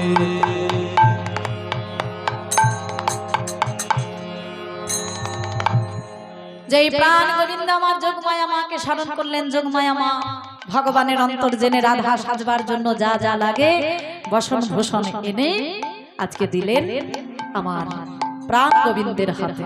বলে ধরো ধরো গিরিধারী গিরিধারী বলি ধরো ধরো গিরিধারী ধরো ধরো গিরিধারী আজ কহে হাসি হাসি ধরো ধরো গিরিধারী কহে এবার দেবী হাসি হাসি ওই কহে আমার পূর্ণমাসী কহে দেবী হাসি হাসি কহে আমার পূর্ণমাসী কহে দেবী হাসি হাসি ধরো ধরো ধরো গিরিধারী আবরণ দিয়া সামনে চলিলেন নিজ ধাম নিজ ধামে ফেরি নাগর হরষিত ভেল গিরি হরষিত ভেলা গোবিন্দ দাস বনে কি আনন্দ হইল মনে সুবলে বামুরে বসাইল সুবলেরা বামুরে বসাইল প্রাণ গোবিন্দ এবারে বন মাঝে বসন ভূষণ পেয়ে আজ আনন্দ ধরছে না সুবল। এই দেখ এই দেখ পেয়েছি তোকে আজ আমি আমার মনের মতো করে আজ রাধা সাজাবো। বামুরে বসালেন সুবলকে, যেমন রাধা রানীকে সাজাই বামুরে বসিয়ে, সেই বামুরে বসিয়ে পরমানন্দে সুবলকে আজকে রাধা সাজাচ্ছে। সবারটা কেমন? ওই দেখ আজ সুবলে বামুরে বসাবলো শ্যাম, সুবলে বামুরে বসাবলো শ্যাম আজ সুবলে বামুরে বসাবলো শ্যাম, সুবলে বামুরে বসাবলো শ্যাম ওই বিরজায়ে রাইবে সে অতি অনুপম, বিরজয়ের আইবেশ অতি অনুপম ওই বিরজায়ে রাইবে সে অতি অনুপম। বিরজয়ের আইবেশ অতি অনুপম তাহলে সুবলে বামুরে বসাবলো শ্যাম, বামুরে কি বসালেন? বিরজায়ে, বি মানে বিশেষ ভাবে, রচয়ে মানে রচনা করছে, মানে সুবলকে বিশেষ ভাবে সাজাচ্ছেন। কি কি সাজাচ্ছেন? রাইবেশ। তাহলে বিরজয়ে রাইবেশ অতি অনুপম, অতি সুন্দর ভাবে সাজাচ্ছে সুবলকে।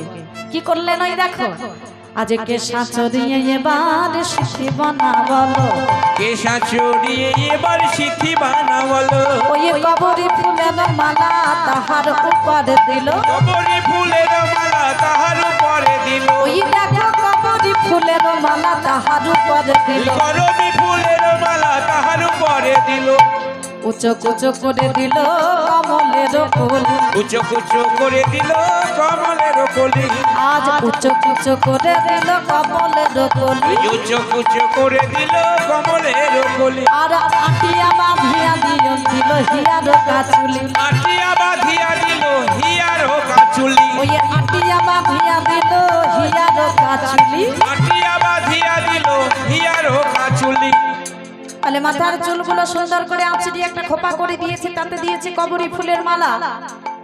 এবারে সুন্দর করে একটা সিঁথি করেছে, হ্যাঁ, আর কি করে দিলেন না, সুন্দর করে শাড়ি পরিয়ে দিয়েছেন, হ্যাঁ, আটিয়া বাঁধিয়া দিল হিয়ার কাচুলি। আর কি করলেন? চরণে যাবক রেখা পরালো নপুর, পরানো পর রেখা পরানো নপুর ওই চরণে যাবক রেখা পরালো নপুর, চরণে যাবক রেখা পরানো নপুর ওই নতুন কিশোরী যেন মাধুর্য প্রচুর, নবীন কিশোরী যেন মাধুর্য প্রচুর ওই নবীন কিশোরী যেন মাধুর্য প্রচুর। নবীন কিশোরী যেন মাধুর্য প্রচুর চরণে যাবক রেখা, যাবক মানে কি? ও মাইরা এদিকে তাকাও, যাবক মানে কি?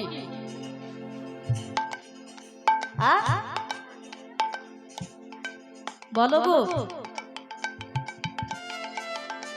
পায়ে পরে পায়ে আলতা আলতা, তাহলে চরণে যাবক রেখা পরালো নূপুর, আলতা পরালো নূপুর পরালো, নতুন কিশোরী যেন মানে এত সুন্দর করে সাজিয়েছে। বদন আকৃতি তো ঠিক রাধারানীর মতো, মানে রাধারানীর মতো দেখতে, গায়ের রংটাও রাধারানীর মতো, বদন খানাও রাধারানীর মতো।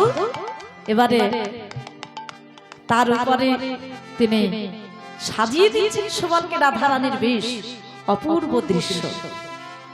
ওই দেখো আর কি দিচ্ছে দেখো, কোটিতে কিঙ্কিনি দিল অতি মনোহারী, কোটিতে কিঙ্কিনি দিল অতি মনোহারী, আজ কোটিতে কিঙ্কিনি দিল অতি মনোহারী, কোটিতে কিঙ্কিনি দিল অতি মনোহারী, ধরা ছাড়াইয়া পরাইল নীল শাড়ি, ধরা ছাড়াইয়া পরাইল নীল শাড়ি, ধরা ছাড়াইয়া পরাইল নীল শাড়ি, ধরা ছাড়াইয়া পরাইল নীল শাড়ি।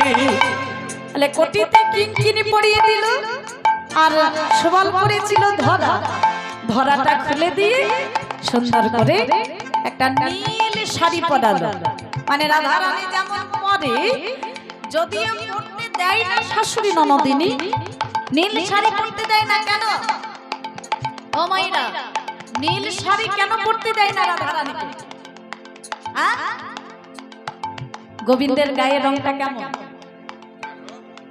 কেমন? ওই নীল বর্ণ নয়, নীলাম্বর। আমার গোবিন্দের গায়ের রংটা যেহেতু শ্যামবর্ণ বা নীল বর্ণ, যার জন্য রাধারানী যখনই নীল শাড়ি পরতো শাশুড়ি ননদিনী গঞ্জনা দিত। তো সেই ভয়ে রাধারানী নীল শাড়ি পরতে পেত না। এখন গোবিন্দ দেখলেন যে জটিলা, আমাদের কাজ তো জটিলা কুটিলাকে দাগানো, শিক্ষা দিবা, আজকে সুবলকে আমি নীল শাড়িটাই পরাবো।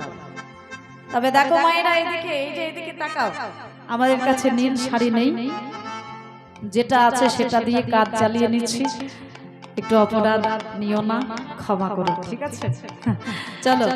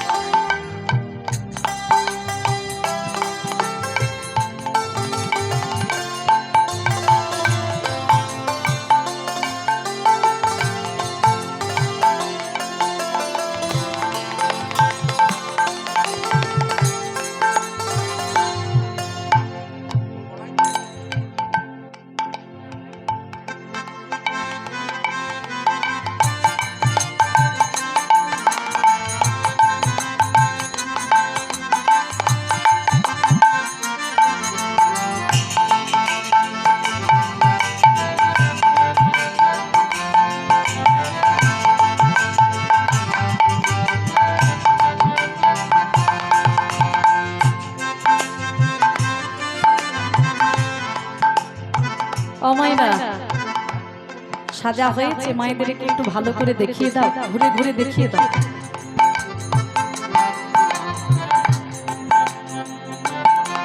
সাজা হয়েছে, আস্তে আগো একটু ভালো করে দেখি নাও, দেখি সব ঠিকঠাক আছে তো, চেনা যাচ্ছে না তো? মানে আগে যে দাঁড়িয়ে ছিল আর এখন যে দাঁড়িয়ে আছে বোঝা যাচ্ছে না তো? আসলে চেহারাটা তো খারাপ নয় না, একেবারে সুবল গো, একেবারে রাধারানীর বেশ, দেখতেও কিন্তু সেই লাগছে, তাই না? তাহলে সাজা হয়েছে বলছো? হয়েছে তো? হয়নি? হয়নি সাজা? কি বাকি আছে বলে দাও দেখি। বাকি আছে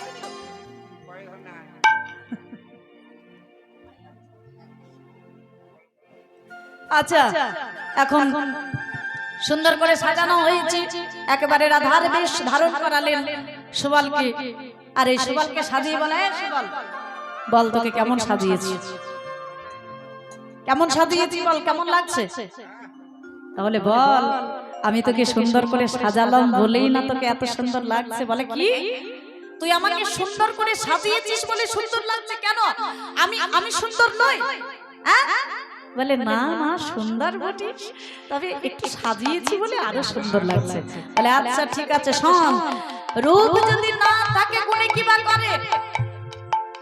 রূপ যদি না থাকে যত সাজানো হোক না কেন ভালো লাগবে? এটা তো এখনকার কথা, আগেকার দিনের কথা ছিল। গুণ যদি না থাকে রূপে কি বা করে? তো এখন সেটা উল্টে গেছে, এখন কলিযুগটা তো উল্টে গেছে। বলে রূপ যদি না থাকে গুণে কি বা করে? হ্যাঁ, এখন রূপের কদরটা একটু বেশি হচ্ছে, যাই না তাই। তো সুবল বলে, শোন, আমি দেখতে সুন্দর, তুই আমাকে সাজিয়েছিস তাই ভালো লাগছে। বলে আচ্ছা আচ্ছা ঠিক আছে, তাই হয়েছে, সেটাই হয়েছে। আচ্ছা তাহলে সাজানো হলো, তাহলে শোন, তোকে দুই একটা কথা শিখিয়ে দিই। শুধু সাজলে তো হবে না, কিছু কাজও করতে হবে। বলে কি করতে হবে বল? বলে শোন, তোকে এই যে সাজালাম, এবারে কদম বৃক্ষের তলায় গিয়ে দাঁড়াবো, আর সেখানে দাঁড়িয়ে আমি তো মুরলি বাদন করব রাধা রাধা বলে। তবে আজকের মুরলির ধ্বনি রাধা রানী শুনতে পাবে না, শুনবে জটিলা এবং কুটিলা, মানে তার শাশুড়ি ননদিনী। আর শুনে যখন এইখানে আসবে তখন তোর কাজ শুরু হবে। বলে কি করব? বলে শোন, যখন জটিলা কুটিলা আসবে আমাকে ভালো করে জড়িয়ে ধরবে, আর আমাকে জড়িয়ে ধরে কি বলবি জানিস? আমার পরাণ বধূ, পরাণ বধূ বলবি, পরাণ বধূ, পরাণ বধূ, আমার পরাণ বধূ, পরাণ বলবি আমার পরাণ বধূ, পরাণ বধূ। ওগো কাউকে আমি আরে ভয় করি না, পরাণ বধূ, পরাণ বধূ। বলবি কাউকে আমি ভয় করি না, পরাণ বধূ, পরাণ বধূ। ওগো কাউকে আমি ভয় করি না, আমার পরাণ বধূ, পরাণ বধূ। বলবি কাউকে আমি ভয় করি না, ওগো যে যা বলে বলুক আমার, কাউকে আমি ভয় করি না, বলে বলুক আমার। ওই কাউকে আমি ভয় করি না, পরাণ বধূ, পরাণ বধূ। আরে জটিলা জটিলা যখন আসবে এই বলো মাঝে, তুই আমাকে ভালো করে জড়িয়ে ধরে বলবি আমার পরাণ বধূ, তারপরে দেখবি কি হয়। বলে তাই নাকি? তাহলে চল আমরা কদম্ব বৃক্ষের তলায় গিয়ে দাঁড়াই। এই সুবলকে সঙ্গে নিয়ে অবতীর্ণ হলেন কদম্ব বৃক্ষের তলায়। সুবল কিশোরী অতি মনোহারী আজ দাঁড়াইল সামনে, কিবা কিবা সুবল কিশোরী অতি মনোহারী দাঁড়াইল শ্যামবামে। ওই কি মাধুর্যের রূপ লাবণ্যের ভুব, কিবা মাধুরীর রূপ লাবণ্যের ভূপ। ওই কি মাধুর্যের রূপ লাবণ্যের ভুব। মাধুরীর রূপ লাবণ্যের ভূপ। আজ দর্শন রচে কালে, আরে কি মাধুরীর রূপ লাবণ্যের ভূপ। দরসে মুরছে কামে। ওই সুবল সুবলে বধু বধু বলে সাধনে বচন চাই। কিবা সুবলে সুবলে বধু বধু বলে সঘনে বচন চাই। আজ রাধা বলে হরি উচ্চ ধ্বনি করি, রাধা বলে হরি উচ্চ ধ্বনি করে। ওই রাধা বলে হরি উচ্চ ধ্বনি করি। রাধা বলে হরি উচ্চ ধ্বনি করে। আজ সঘনে মুরলি বাজাই গো, আজ সঘনে মুরলি বাজাই। আজ সঘনে মুরলি বাজাই গো, সঘনে মুরলি বাজায়। বলে একবার দেখা দাও হে রাধে, একবার দেখা দাও হে রাধে। একবার দেখা দাও গো রাধে একবার দেখা দাও গো রাধে ও গো বৃন্দাবন বিলাসিনী একবার দেখা দাও হে রাধে বলি বৃন্দাবন বিলাসিনী প্রেম রাতনে খোঁজে বৃন্দাবন বিলাসিনী ওই প্রেম রাতনে খোঁজে হরিব একবার দেখা দাও গো ধনী সবালকে রাধা সাজিয়ে কদম্ব বৃক্ষ তলায় দাঁড়িয়ে সবালকে বামে নিয়ে আজকে রাধা রাধা রাধা বলে মুরলী বাদন করবে। তবে আজকে যে তিনি মুরলী বাদন করলেন, অন্যান্য দিন মুরলী বাজায় ব্রজের গোপীগণ শোনে, মা যশোমতী শোনে, সখাগণ শোনে, প্রেমময়ী রাধা রানীও শোনে, কিন্তু আজকে যে তিনি মুরলী বাদন করলেন কেউ শুনল না। বৃন্দাবনে বাঁশি বাজে গোবিন্দ বোধনে, বৃন্দাবনে বাঁশি বাজে গোবিন্দ বদনে বৃন্দাবনে বাঁশি বাজে গোবিন্দ বোধনে, বৃন্দাবনে বাঁশি বাজে গোবিন্দ বদনে জানে যেমন সতী মধুর, যারি যেমন শ্রুতি মধু ওই যারে যেমন শ্রুতি মধুর, যারি যেমন শ্রুতি মধুর ওগো সে তেমন শোনে যারি যেমন শ্রুতি মধুর সে তেমন শোনে বৃন্দাবনে বাঁশি বাজে গোবিন্দ বদনে গো, বৃন্দাবনে বাঁশি বাজে গোবিন্দ বদনে ওই বাজা সদা শোনে বাঁশি ননেদে মা বলে গো, মা যশোদা শোনে বাঁশি ননীদের মা বলে গো ওই বাজা সদা শোনে বাঁশি বলে মা গো, মা গো।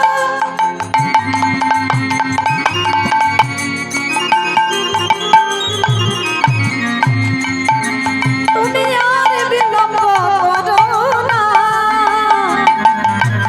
দাও দাও আমায় নবনী দাও, আর বিলম্ব সাগে না মাগো, বাজা সদা শোনে বাঁশি ওই ননেদে মা বলে গো, মা যশোদা শোনে বাঁশি ননীদের মা বলে গো ওই রাধা রানী শোনে বাঁশি, আমার হারানি শোনে বাঁশি ওই রাধা রানী শোনে বাঁশি, আমার রাধারানী শোনে বাঁশি আজ দেখা দাও রাধে গো, বৃন্দাবনে বাঁশি বাজে গোবিন্দ বদনে গো, বৃন্দাবনে বাঁশি হরি বল। বাজে গোবিন্দ বদনে ওই বৃন্দাবনে বাঁশি বাজে গোবিন্দ বদনে। তাহলে বাঁশি বেজেছে, বাঁশি বাজছে, বাঁশি বাজবে, বৃন্দাবনের সবাই শোনে, যার যেমন শ্রুতি মধুর বলে, যার যেমন ভাব তার তেমন লাভ। গোবিন্দকে বৃন্দাবনে যে যেভাবে ভালোবাসে, আমার গোবিন্দের মুরলীর ধ্বনি ঠিক সে সেইভাবে শোনে। যারা সক্ষরসের ভক্ত তারা তাদের নাম ধরে ধরে বাঁশি বাজায়, তারা শুনছে যেন তাদের নাম ধরে বাঁশি বাজাচ্ছে। মা যশোমতী ছিলেন বাৎসল্য রসের ভক্ত, তাই মা যশোমতী মুরলী ধ্বনি শুনছে যে মা আমার আমার বড্ড ক্ষুধা পেয়েছে, তুমি আমাকে নবনী খাও। আর রাধা রানী তিনি ছিলেন মধুর রসের ভক্ত, তাই রাধা রানী শুনে যে রাধে আর বিলম্ব করো না, আমায় দেখা দাও। তাহলে যার যেমন ভাব তার তেমন লাভ। তাহলে আমরা কেন শুনতে পাচ্ছি না গো? আমাদেরও তো কর্ম রয়েছে, আমরা তো এই দেখো, দেখেছো সব জায়গায় এরকম সুযোগ পেলেই হলো। হ্যাঁ, ছাড়বি না সুযোগ পেলে, সে যে যে যে জায়গায় হোক না কেন, মন্দির হোক, হরিবাসর হোক, সুযোগ পেলে মাইরা গল্প করতে ছাড়বে না। সব জায়গায় এইরকম হরিবল। এখানে বিশেষ করে এই জায়গাটা বসে আন কথা বলো না। হ্যাঁ, এই জন্যই আমরা শুনতে পাচ্ছি না মুরলী ধ্বনি। আন কথা, আ কথা, কু কথা শ্রবণ করে আমাদের এই যে শ্রবণ যুগল, এই যে কর্ণ যুগল আমরা একেবারে বধির করে রেখেছি, আমাদের বন্ধ হয়ে গেছে। না, আন কথা শুনছি অনেক, শুনতে পাচ্ছি অনেক, কিন্তু আমরা যখনই কোনো ভজনের কথা শুনবো মনে করি শুনতে ভালো লাগে না। যখন হরি কথা, কৃষ্ণ কথা হয় সেগুলো শুনতে ভালো লাগে না। মানে আশেপাশে যদি একজন, এখানে মাইকে এত আওয়াজ হচ্ছে, এটা কানে পৌঁছচ্ছে না, পাশে যদি টুক করে যদি কেউ একটা কথা বলছে সেটা কানে গিয়ে পৌঁছাচ্ছে। কেন? আমরা এইভাবেই আমাদের কর্ণযুগলকে আমরা অভ্যাস করে রেখেছি। আমরা কর্ণযুগলকে হরি কথা, কৃষ্ণ কথা শুনিয়ে অভ্যাস করে রাখতে পারিনি, কর্ণযুগলটাকে আমরা পরিষ্কার করে রাখতে পারিনি।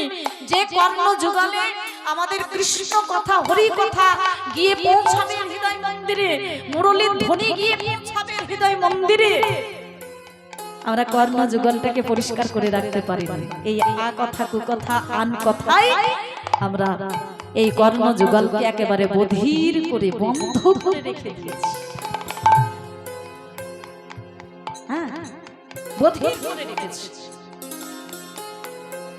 গোবিন্দ মুরলী বাজিয়েছেন, মুরলী বাজাচ্ছেন, মুরলী বাজাবেন যাদের সোনার কর্ণ রয়েছে, যাদের সোনার কান রয়েছে, তারা শুনছে, আমরাই শুনতে পাচ্ছি। যারা কান, কর্ণ, শ্রবণ যুগল তৈরি করে রেখেছে, যারা পরিষ্কার করে রাখতে পেরেছেন, তারা দিবারাত্রি শুনতে পাচ্ছেন। যেভাবে তারা ভজনা করছেন, যেভাবে তারা সাধনা করছেন, সেইভাবেই তারা মুরলী শুনতে পাচ্ছে। কেউ আমরা শুনতে পাচ্ছি না, আমাদের সব বধির, কেউ অজ্ঞতায় বধির, কেউ বিজ্ঞতায় বধির, কেউ কর্মকোলা হলে বধির, কেউ মুখ্য কোলা হলে বধির, কেউ বা জাগতিক জগতের কর্মকোলা হলে বধির হয়ে রয়েছে আমাদের এই কর্মযোগ। তাহলে আজকে গোবিন্দ মুরলী বাজালেন, শুনলো কারা? বলে এই মুরলীর ধ্বনি অন্য কেউ শুনলো না, শুনলো কে? ওই যে যার উদ্দেশ্যে বাজানো, যাদের উদ্দেশ্যে বাজানো, শুনলো তারা। হরি বল। যাদের উদ্দেশ্যে বাজানো, কাদের? জটিলা এবং কুটিলা।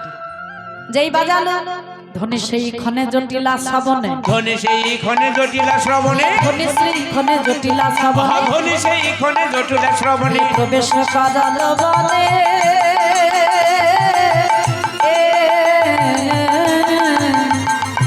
ধ্বনি সেই ক্ষণে জটিলা শ্রবণে প্রবেশ করল বনে।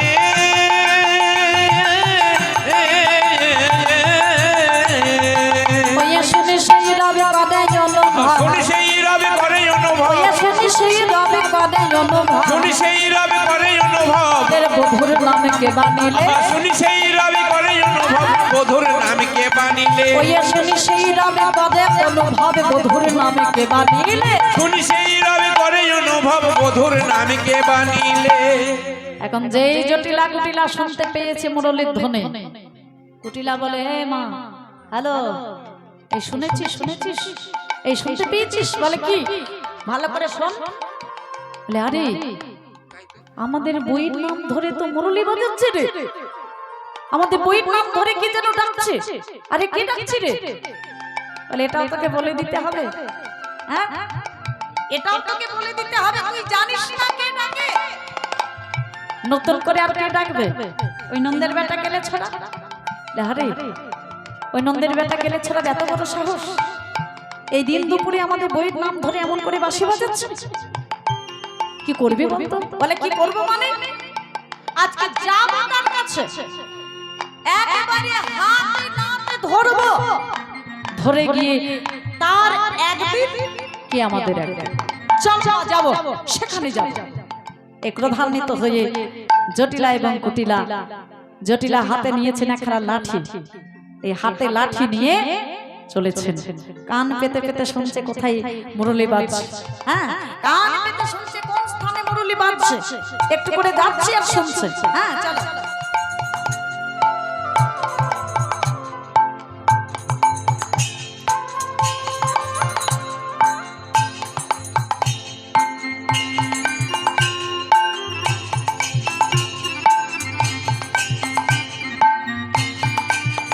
একটু করে শুনছে আর যাচ্ছে। হ্যাঁ এই জটিলা কুটিলা যেতে যেতে যেতে যেতে এসে দাঁড়ালো কোথায়, যে কদম্ব বৃক্ষের তলায় দাঁড়িয়ে রয়েছেন আমার প্রাণ গোবিন্দ সবলকে রাধা বেশে সাজিয়ে বামে নিয়ে, যেখানে যুগল হয়ে দাঁড়িয়ে রয়েছে সেই কদম্ব বৃক্ষের তলার সম্মুখে এসে দাঁড়ালো জটিলা এবং কুটিলা। দেখছে যে ঘরের বউ একজন পর পুরুষের বামে দাঁড়িয়ে রয়েছে। আগো সহ্য হবে? তোমরা বলে সহ্য করতে পারবে? ও মায়েরা এদিকে তাকাও। এখন তোমাদের ঘরের বউ যদি একজন পর পুরুষের বামে যদি দাঁড়িয়ে থাকে তো তোমরা কি করবে? সহ্য করবে? হ্যাঁ আরে যা হচ্ছে করুক, ইচ্ছে করছে দাঁড়িয়েছে দাঁড়িয়ে থাক, চল বাড়িতে যাই, বলবে? আগো বলবে? এত বড় সাহস! ঘর ঢুকতে দেবো না, একবারে ঝাঁটা দিয়ে বিদায় করে দেবো। হ্যাঁ পর পুরুষের বামে দাঁড়িয়ে থাকবে আর আমাদের ঘরে থাকবে, আমাদের ঘরে খাবে, আমাদের ঘরে থাকবে আর পর পুরুষকে নিয়ে নাচানাচি করবে। একেবারে ঝাঁটা দিয়ে বিদায় করবে।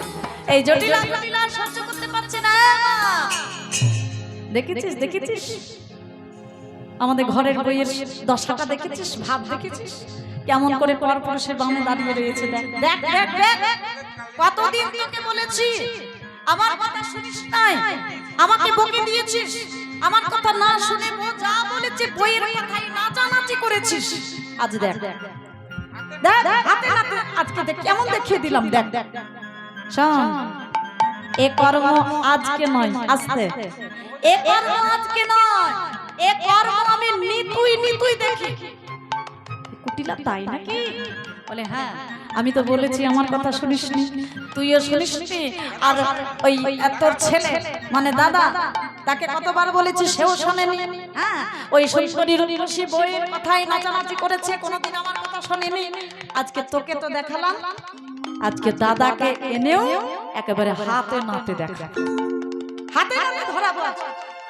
এখন জটিলা সহ্য করতে পারছে না, বলে আরে নন্দের বেটা গেলে ছোড়া, তোর এত বড় সাহস!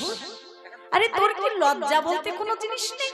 হ্যাঁ লাজের কাজল কি তোর মা একটুকু দেয়নি? আরে তুই না নন্দের পুত্র রে, যে সদাচার নন্দের পুত্র হয়ে তোর এই কুমতি, যে নন্দ সত্য বই মিথ্যা জানে না, মিথ্যার প্রশ্রয় নেয় না, সেই সদাচার নন্দের পুত্র হয়ে তোর এমন দুর্মতি। শোন আমার নাম জটিলা, এই বৃন্দাবনে যদি আমি সতী রমণী হয়ে থাকি আজ আমি তোকে অভিশাপ দেব। কি অভিশাপ দেব জানিস? অভিশাপ দিন তুই দেশ ছাড়া হবি, অভিশাপ দিন তুই দেশ ছাড়া হবি, ওরে অভিশাপ দিন তুই দেশ ছাড়া হবি, অভিশাপ দিন তুই দেশ ছাড়া হবি। আমাদের বেটা আমি তোকে অভিশাপ দিলাম, তুই দেশ ছাড়া হবি। কুটিলা মায়ের কথা শুনে আর থাকতে পারলেন না, বলে মা তো তোকে বলেছে তুই দেশ ছাড়া হবি, আমি যদি বৃন্দাবনে সতী রমণী হয়ে থাকি আমি তোকে অভিশাপ দিলাম। কি দেব জানিস? মা বলেছে দেশ ছাড়া হবি আর আমি তোকে বললাম ওই ভিক্ষার ঝুলি কাঁধে নিয়ে দাঁড়ে দাঁড়ে বেড়া তুই ভিক্ষার ঝুলি কাঁধে নিয়ে দাঁড়ে দাঁড়ে বেড়াবি তুই ভিক্ষার ঝুলি কাঁধে নিয়ে দাঁড়ে দাঁড়ে বেড়াবি তুই ভিক্ষার ঝুলি কাঁধে নিয়ে দাঁড়ে দাঁড়ে বেড়াবি তুই দাঁড়ে দাঁড়ে বেড়াবি তুই দাঁড়ে দাঁড়ে বেড়াবি দাঁড়ে দাঁড়ে বেড়াবি তুই দাঁড়ে দাঁড়ে বেড়াবি ওই ভিক্ষা করি খাবি সুখে দাঁড়ে দাঁড়ে বেড়াবি তুই ভিক্ষা করে খাবি সুখে দাঁড়ে দাঁড়ে বেড়াবি ওরে ভিক্ষা করি খাবি সুখে দাঁড়ে দাঁড়ে বেড়াবি ভিক্ষা করে খাবি ওরে সুখে এই অভিশাপে দিলাম তোরে খাবি সুখে এই খাবি সুখে এই অভিশাপ দিলাম ওরে তোরে। ভিক্ষা করি খাবি সুখে এই অভিশাপ দিলাম তোরে। ভিক্ষা করি খাবি সুখে দাঁড়ে দাঁড়ে বেড়াবি। ওই ভিক্ষার ঝুলি কাঁধে নিয়ে দাঁড়ে দাঁড়ে দাঁড়ে দাঁড়ে বেড়াবি ভিক্ষার ঝুলি কাঁধে নিয়ে দাঁড়ে দাঁড়ে বেড়াবি বলে জটিলা বলে আমি তোকে অভিশাপ দিলাম তুই দেশ ছাড়া হবি আর কুটিলা বলছে আমি তোকে অভিশাপ দিলাম তুই ভিক্ষার ঝুলি কাঁধে নিয়ে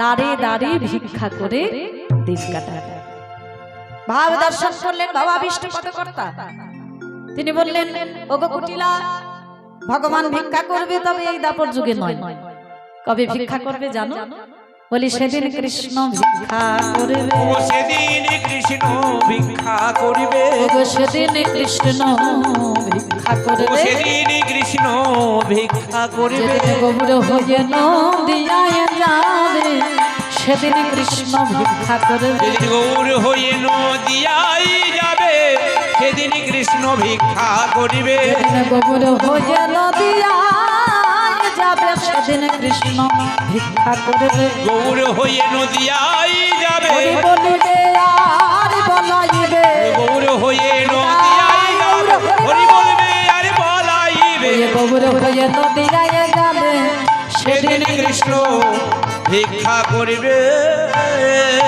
তাহলে এই দাপর যুগে নয় সেই দিন ভিক্ষা করবে যেদিন কলি যুগে গৌর রূপে যাবে হরিবল পদকর্তা এমন ভিখারি সাজিয়েছিলেন গৌর রূপে অবতীর্ণ হয়ে এই কলি যুগে আমার গৌর সুন্দরকে 3 বার ভিক্ষা করতে হয়েছিল হ্যাঁ কবে কবে জানো মাইরা কবে কবে ভিক্ষা করতে হয়েছিল আমার গৌর সুন্দরকে আমার মহাপ্রভুকে জানো এক হলো পৈতের সময় মানে তিনি যখন পৈতে নেয় তখন আর এক হলো সন্ন্যাসের সময় তিনি যখন সন্ন্যাস গ্রহণ করে তখন তাকে ভিক্ষা করতে হয়েছিল আর আরেক হলো হরিদাস ঠাকুরের নির্যানের সময় এই 3 বার গৌর রূপে অবতীর্ণ হয়ে তাকে ভিক্ষা করতে হয়েছিল তো যাই হোক আজকে জটিলা কুটিলা সইতে পারছি না যে তাদের ঘরের বউকে নিয়ে মানে জটিলা কুটিলা তার জানে না যে সুভাগকে সাজিয়ে নিয়ে দাঁড়িয়ে রয়েছে সেটা তারা জানে না জটিলা কুটিলা জানে না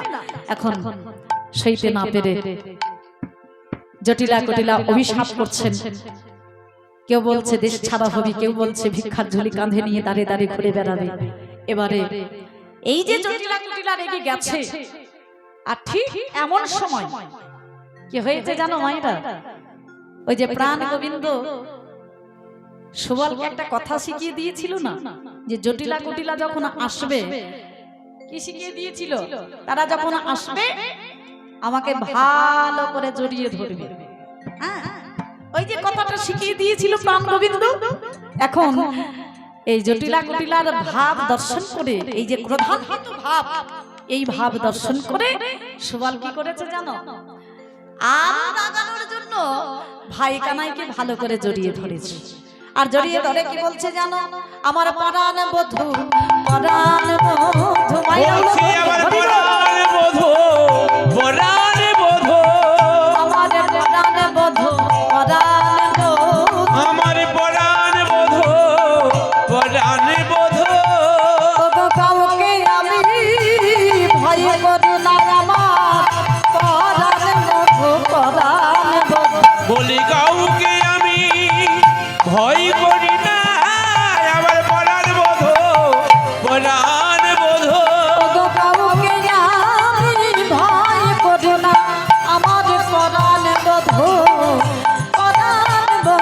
বলি কাউকে আমি ভয় করি না যে যা বলে বলুক আমার কাউকে আমি ভয় করি না যেটা বলে বলুক আমার ওই কাউকে আমি ভয় করি না আমার পরাণ বধূ পরাণ বধূ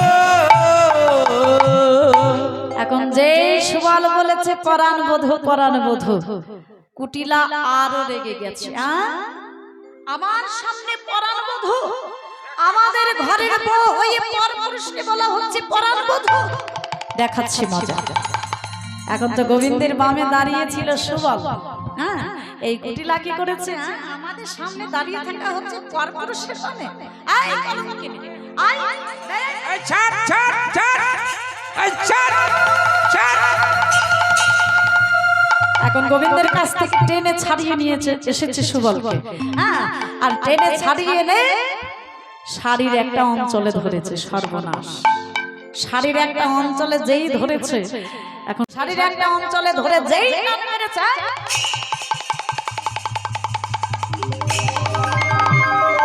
এখন যেই অঞ্চলে ধরেছে শাড়িটা খুলে গেছে, সুবল হয়ে গেছে উলঙ্গ। সর্বনাশ! আজ নাচিতে লাগিল, নাচিতে লাগিল, এবার নাচিতে লাগিল, নাচিতে লাগিল, নাচিতে লাগিল। ওরে বউ দেখো বলে নাচিতে লাগিল, বউ দেখো বলে নাচিতে লাগিল, বউ দেখো বলে নাচিতে লাগিল। বউ দেখো বলে নাচিতে লাগিল। সুবল যেই উলঙ্গ হয়ে গেছে, জটিলা কুটিলা দেখছে সর্বনাশ, এ তো আমাদের ঘরের বউ নয়, এ তো সুবল। এখন লজ্জা পেয়ে চলে যাচ্ছে জটিলা কুটিলা। তাড়াতাড়ি করে জটিলা কুটিলার সম্মুখে দাঁড়িয়ে বলে, এই যে শাশুড়িমা, ও মাসি, এই বউটাকে যদি আজকে ঘরে নিয়ে না যাও, তাহলে তোমাদের একদিন কি আমার একদিন। আগো, আমাকে উলঙ্গ করে দিলে, না হয় আমি ছোট ছেলে, তাতে কোনো যাই আসলো না। আমি যদি ছোট না হয়ে যদি বড় হতাম, এইভাবে ধরে যে তোমরা আমাকে উলঙ্গ করে দিলে, আমি যদি ছোট না হই, আমি যদি বড় হতাম, তাহলে কি হতো? এখন জটিলা কুটিলা লজ্জা পেয়ে ঘরে চলে গেছে। আর ঘরে গিয়ে বউকে, মানে রাধা রানীকে আদর মাখানো কথা বলছে। বৌমা, আজ কি হয়েছে জানো? সুবলকে তোমার বেশি সাজিয়ে ওই নন্দের বেটা কেলে ছোড়া, ওই কদম্ব বৃক্ষের তলায় দাঁড়িয়ে বামে নিয়ে মুরলি বাদন করেছে। আরে সেটা শুনে আমরা গিয়েছিলাম সেখানে। কি বলবো, লজ্জার কথা বৌমা, সে কথা বলার নয়। এখন আদর মাখানো কথা বলছে, এমন সময় সখীরা হাজির। আরে ললিতা, এই বিশাখা, এই কুটিলার কথা শুনে আমি বড্ড ভুল করে ফেলেছি। আমার বউ সতী রমণী আমার বৌমাকে নিয়ে গিয়ে যমুনায় গিয়ে যমুনা থেকে জল নিয়ে আয়। আদেশ হয়ে গেছে।